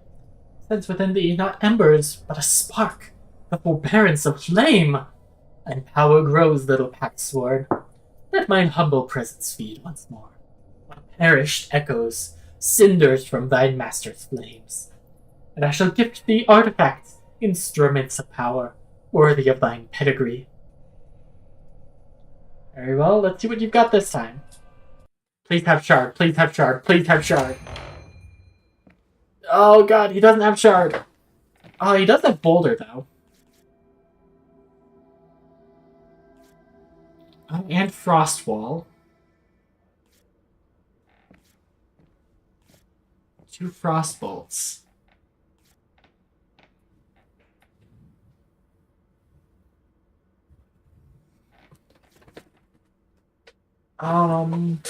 Wait, what's this?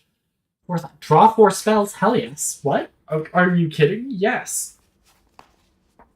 I will gladly draw 4. Go frost bolts. I'm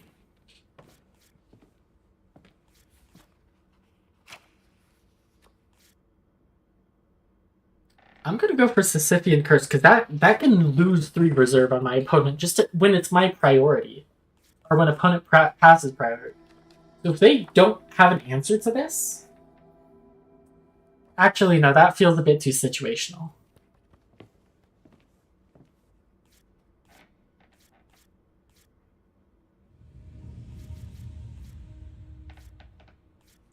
Let's grab Frost Wall.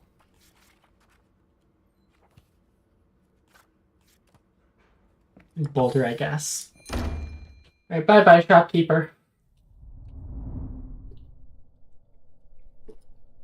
Back in Gloomrat? Seems like it. Bastard didn't even say goodbye. He didn't even give me a pat on the back and a kiss goodbye. How dare he?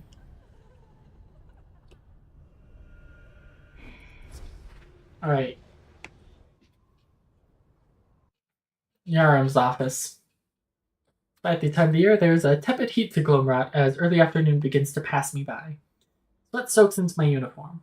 With it being my one and only, I make use of the fireflies to lead me back to the cheery administrative woman who helped me with my uniform last time. They take down my third left in 2 minutes. I find myself thinking these seem far from directions I remember taking myself previously. Turn a corner straight into Professor Yaram. Good, you're here. I was beginning to get impatient. What? Did we have an appointment? Yes, I decided as much about 7 minutes ago. I narrow my eyes at him and glance at the fireflies. They had taken me on quite a roundabout route to the uniform supply. Just loyal little bugs. Yeah, we have something fairly critical to discuss and not much time to do it. Into my office. He opens another portal, this time at the snap of a finger. Brace myself this time around, and though the nausea is not pleasant, I'm able to survive the chaotic journey. Well, at least without emptying my lunch onto the professor's floor. Take a seat. I oblige. His office is much the same, albeit a new stack of very thin books upon his desk. There's some coffee spilled on the top book in question, as well as evidence of a feeble attempt to clean it up with some paper towels. I'm beginning spell control training with Trent tomorrow. He says it'll be difficult, but I guess I'm optimistic. Usabi KAMIFUDA background win? I would have to talk to... Because I'd have to commission someone. I'll have to see if Aggie's commissions are open, even though they're usually not. I'll have to talk to her. Trent? Oh yes, good. That's good, Taro. Scrunched my brow. Is that not what you wanted to talk to me about?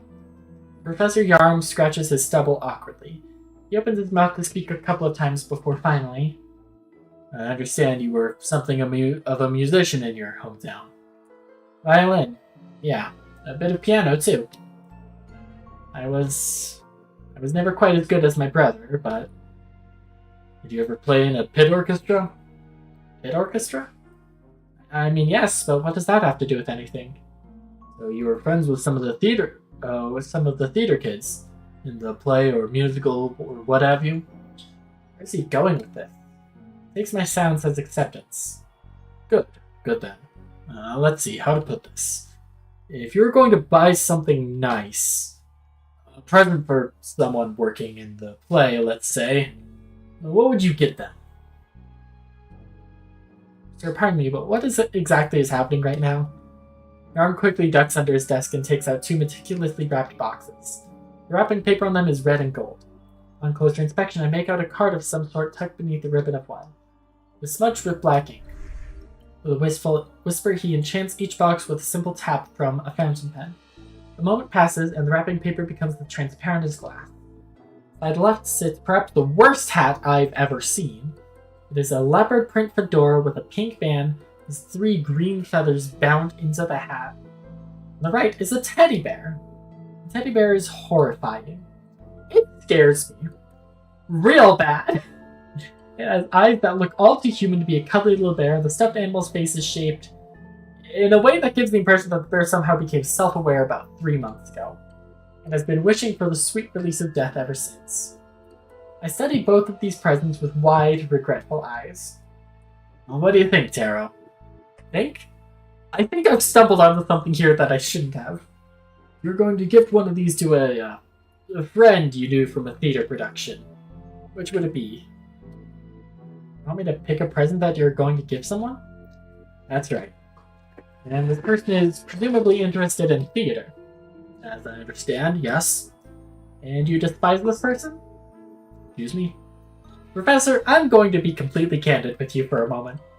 Those are, perhaps, the most atrocious things I have ever seen in my life. Really? He stares mournfully at the gift boxes.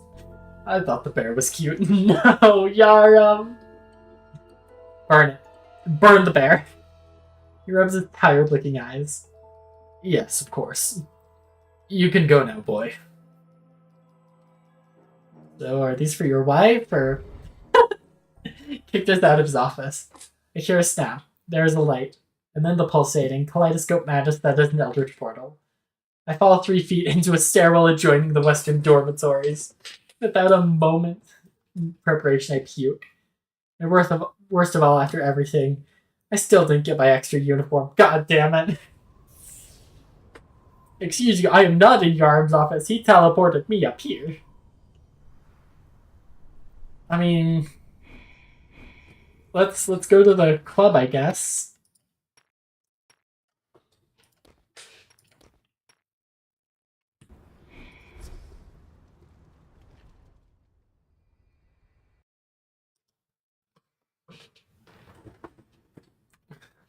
Cast Explosion Mega Man style on the bear. I can't believe we hurt the professor's feelings. We gotta go back. We gotta be like, look, Professor, you're kind of like a dad to me. But but holy shit, that bear is going to give me nightmares. It is the worst thing I've ever seen, and I touched a tree root that took me to hell for a few minutes. Nightfall delivers a quiet dark made for refuge and terror both. In the daytime, Gloomrat is lit with gas lamps framed in wrought iron. Flames inside are not kin to those of candles and bonfires in Earth's shining sun. They are instead a supremely ravenous thing, and a core of pale white which is drawn to all life that passes it by. It is entrancing to watch. That is until you witness an unassuming bird or insect too charmed to keep its wits fling itself into the flames.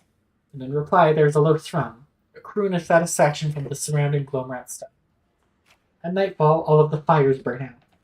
Gloomrat falls into shadow and shade, riddled with slow creaks of imperceptible movement and just enough ghostly azure light from well-placed windows to wonder, am I simply going insane? I make the journey to the clubroom in haste, fearing for the first time in my life that something may actually lurk in the dark. For this decision I am beset with 3 stubbed toes. So this place is trying to kill me. And not in the fun, quick, a monster's biting your head off kind of way. The window looking into the clubroom is lit and covered in gold and amber hues.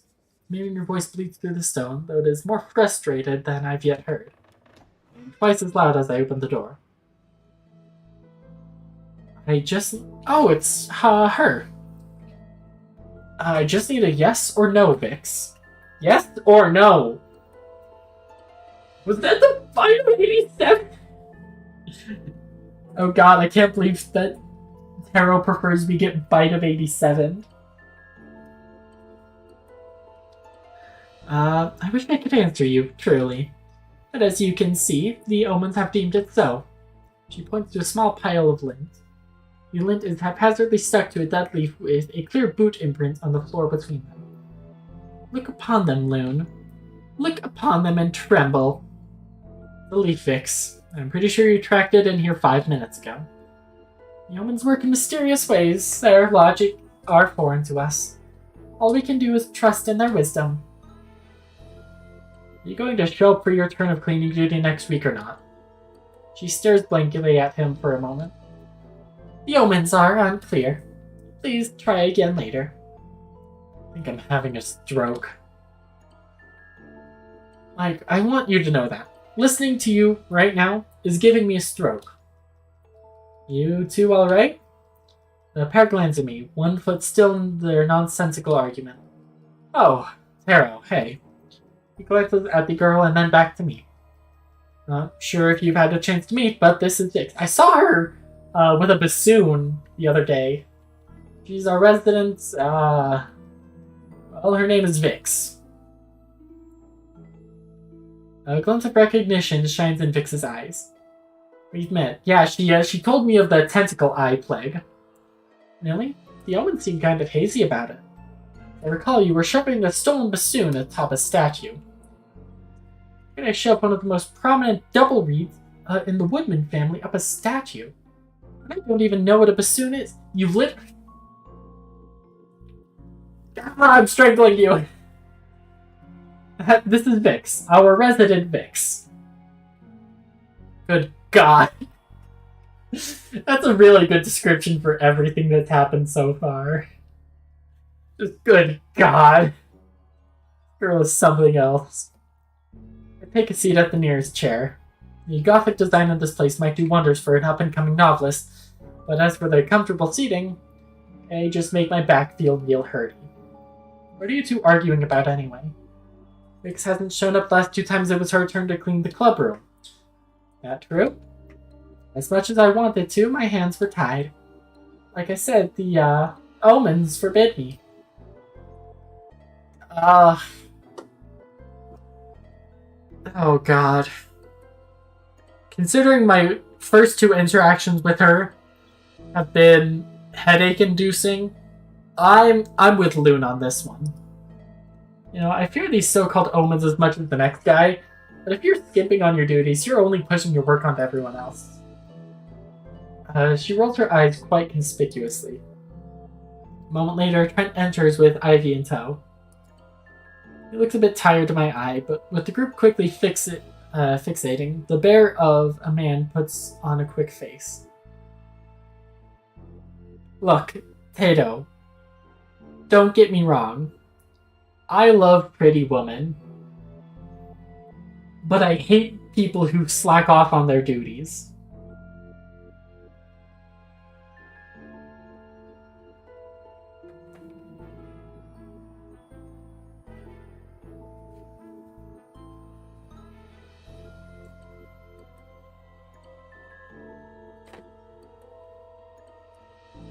Our fearless leader. Not for long. He pulls a pair of old DVDs out of his satchel. It features screaming teens and the bloodiest blood that's ever blooded. It's horror night, people. And there goes my sleep schedule. I swear you do this on purpose. If I can't terrorize you all, who can? Group takes a quick vote on our options. While I was hoping for a haunted house story, we ended up with a slasher for the ages. Ask Luna and Trent where the AV equipment might be. They raised their brows at me in turn. They then proceed to point to one of the DVDs while giving me 1,000-yard stares like I'm the lunatic. Vic snatches a DVD from Trent and bathes it in a strange sort of white light that seeps from her fingertips. The disc floats backwards. It sets into place with a gentle hum. Soft blue beams jet from the disc like the light of a projector, and in moments the far wall becomes a screen for our viewing pleasure. Can't beat a movie in 4K, Taro. Only 4? You're telling me that the Eldritch powers can't shell out 32K? And here I thought they were all powerful. Couldn't call ourselves Paxworn if we weren't at least a little bit miserable. So we settle for 4K. Oh no! 4K! It's such low quality.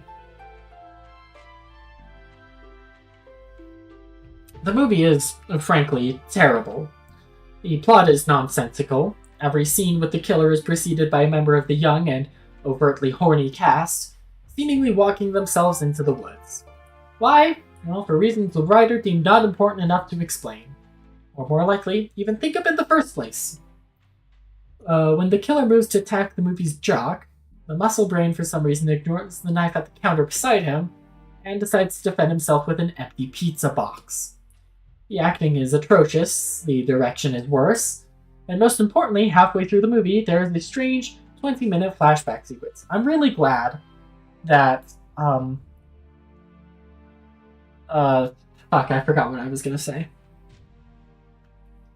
It cuts back 8 weeks earlier in a way that is so jarring the room bursts into laughter. In fact, it is a full 2 hours of laughter. My abs quickly grow sore, my voice hoarse. To my right, Vix and Loon share a bowl of popcorn. They theorize the precise method each of the cast will be brutally murdered. 4K is honestly best for the eyes without being overkill because your eyes are only so high quality. Man, I need to get myself some 32K eyes. I'm sitting here with 4K eyes.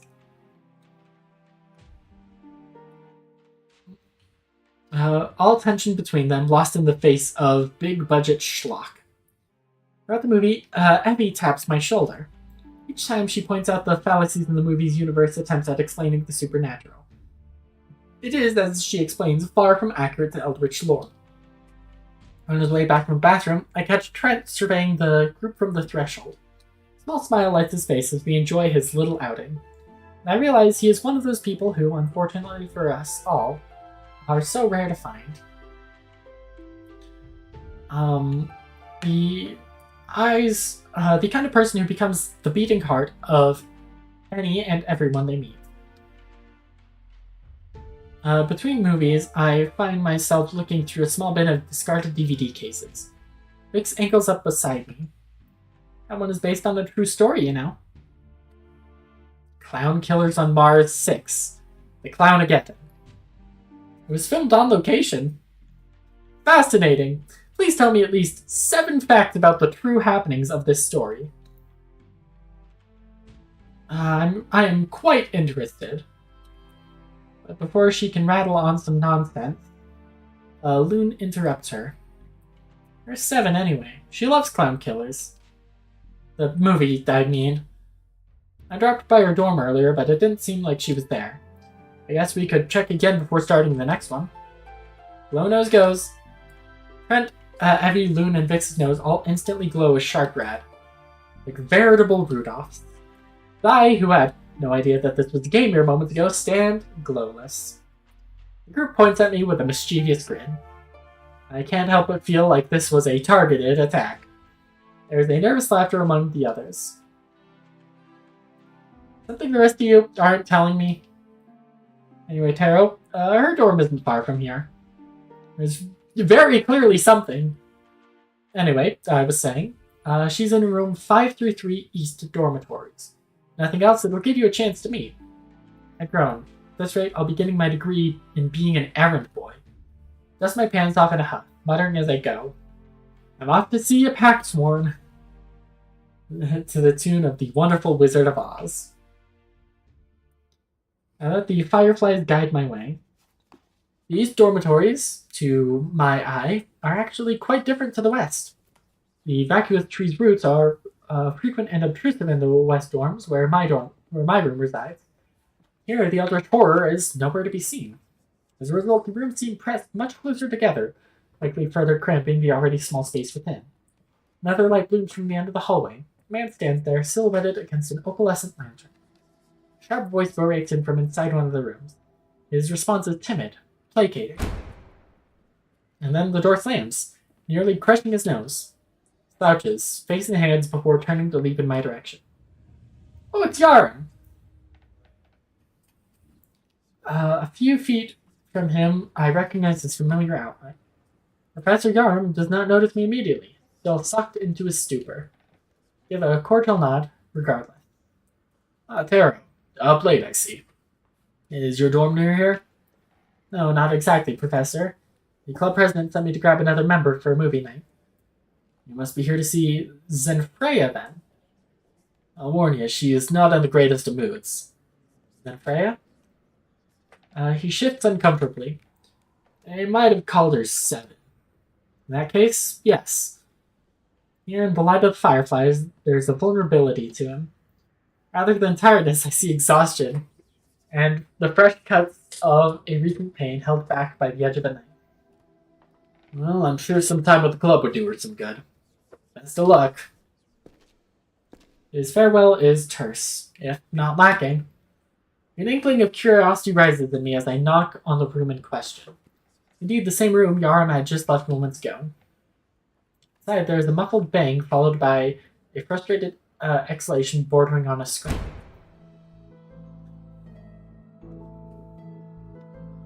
I surrender.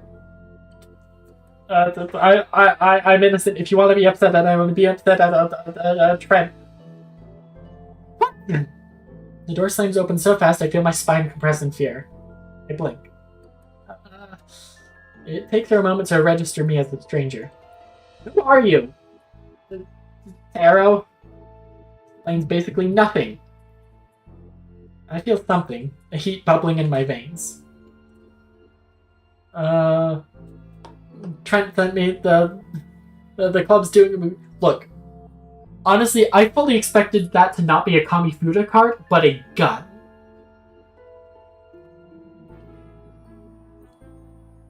And look, if someone unexpectedly pulls a gun on me, bet your ass I'm gonna surrender instantly.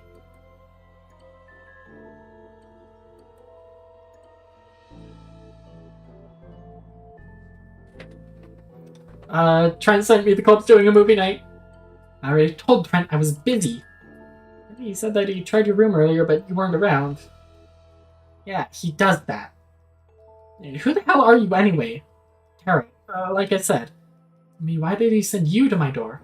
A new club member drew the short straw. Short straw, huh? Not what I meant. It's coming through the card with a gun on it.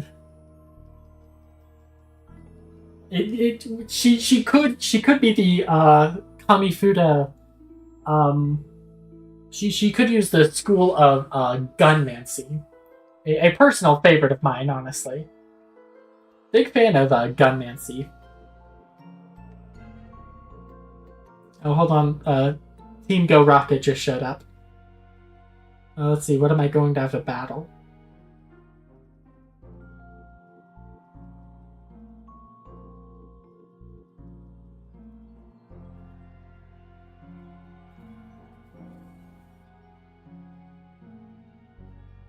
A Drifloon?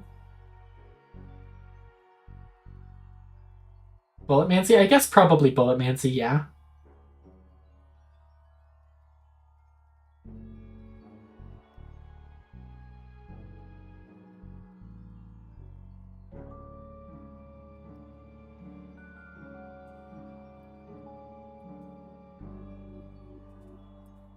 What are you playing in the background? Pokemon Go.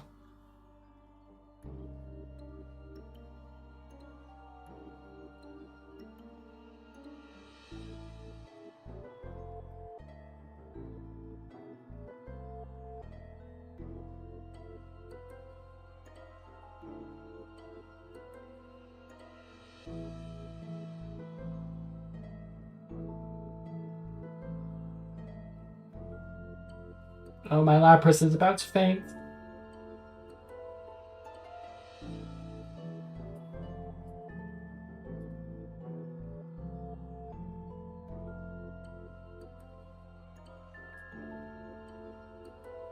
Let's grab a Houndoom for this last one. Shadow Alolan Marowak.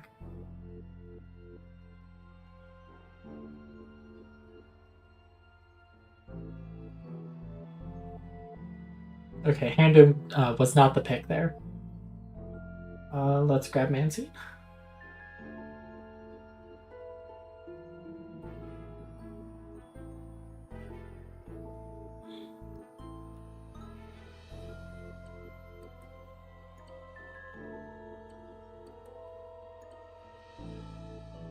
Technically, it's Pyromancy using a specially made one that uses Pyromancy to launch physical cartridges. That is true.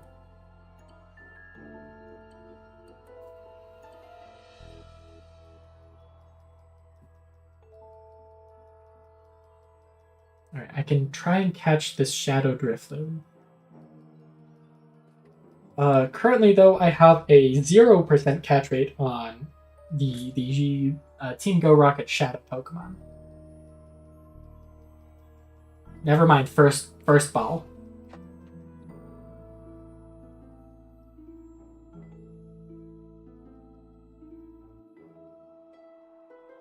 Oh, it takes 5. It is my shortest yet heaviest Drifloon.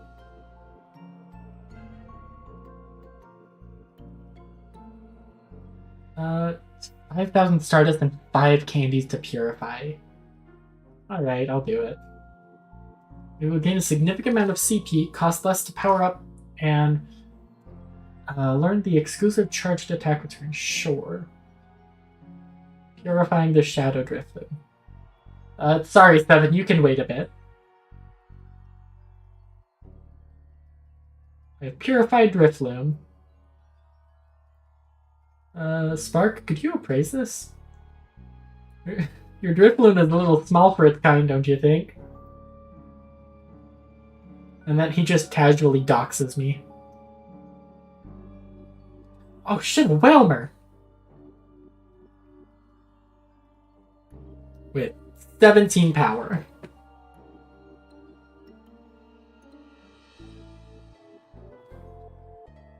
Oh yeah, combat power, combat power. I need 400 candies to evolve him? Alright, that's enough Pokemon Go for now. Your MAC address is...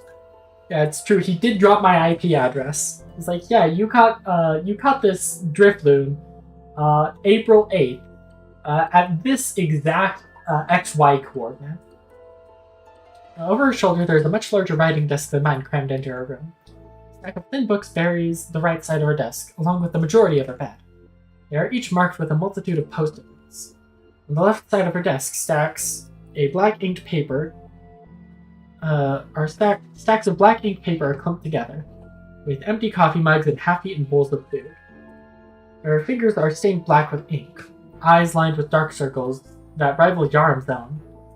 Just tell them I'm busy, okay? Though they also said to mention, she slams the door in my face. She's certainly chipper. She's a member of the club. I guess I'll have to learn to get along with her. Or maybe not. Who says you gotta like everyone, right? Still, maybe Trent's good at calming her down like the others. Yarm and I certainly aren't. On my way back to the dorm, I work over Seven's face in my mind.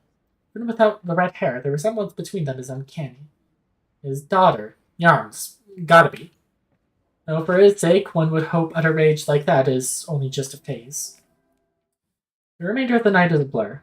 One of bad acting and so much butter on the community bowl of popcorn that my fingers begin to glisten. The night goes by all too quick. As happy times are wont to do. I'm woken by my growling stomach. It's much later in the day than I planned to get up. The eternal gloom outside, combined with a later night than I've had, and as long as I can remember, are what I lay my blame on. Swinging my legs off my bed, whistling to myself. Smile plastered wide. Huh. After a quick meal and some creative sprucing my uniform, I head out for the day. I know that Abby mentioned she might be in the library today if I wanted to spend some time with her. Of course, I bet I could find Vix back in the Center for the Arts as well.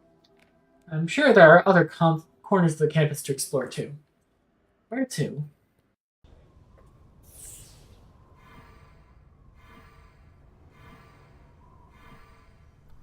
Okay. Let's go grab a card at the gym. Is that who I think it is?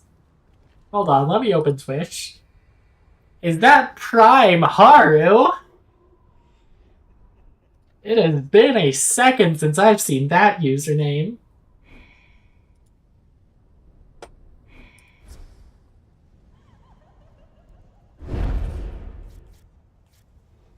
Let's grab more Geomancy.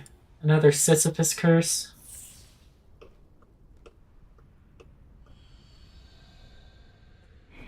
The Alchemy Tower. I gotta go with Geomancy. Boulder. Give me another shard. I can't zoom in or out.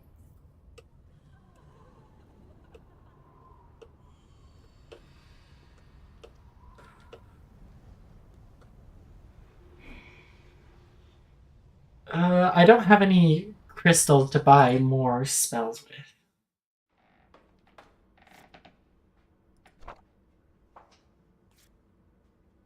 A Forethought. That is a card I absolutely want. I'll take goodbye to my last warding. Actually, no, I do want a warding.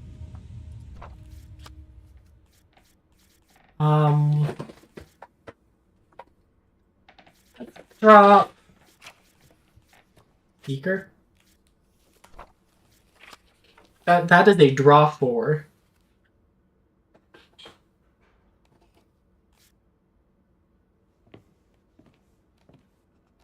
Let's see, I've only got 2 spells in here that cost 3, which I think is pretty damn good.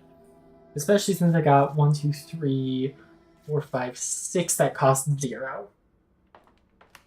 I wish there was a way to overview how much like total cost your deck had.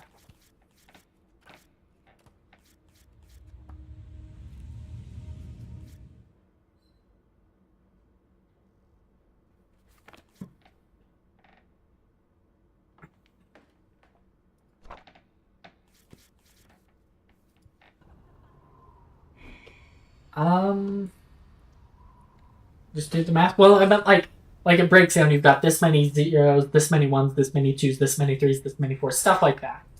Just so I didn't have to count every time. Choose a character to deepen your relationship with them and progress the story. I'm gonna be honest. I don't like Vix. I think Vix kind of sucks. I stay here until the end of the stream, or do I go update? No, I don't know. I mean, I think I'm actually gonna. This feels like a good stopping point for the day, and it is about time. So thank you everyone so much for showing up. It's great being back. I love being back. I don't have anyone I can go raid on Twitch.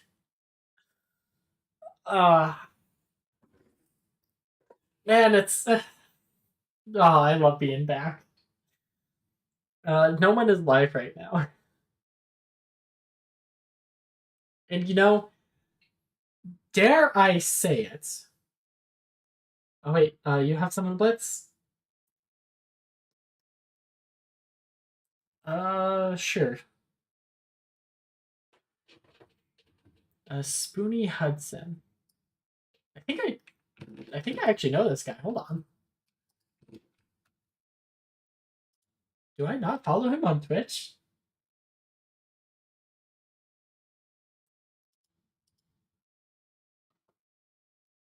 I mean, yeah, we can go right in.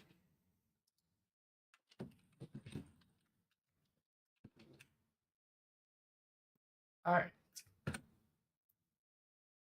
Let's start that raid. All right. Let's let this raid get ready to go, and I will see you all. I'm gonna say it. I'm gonna say it. I'm going to tempt fate and say it. I will see you all tomorrow. Bye bye bye bye.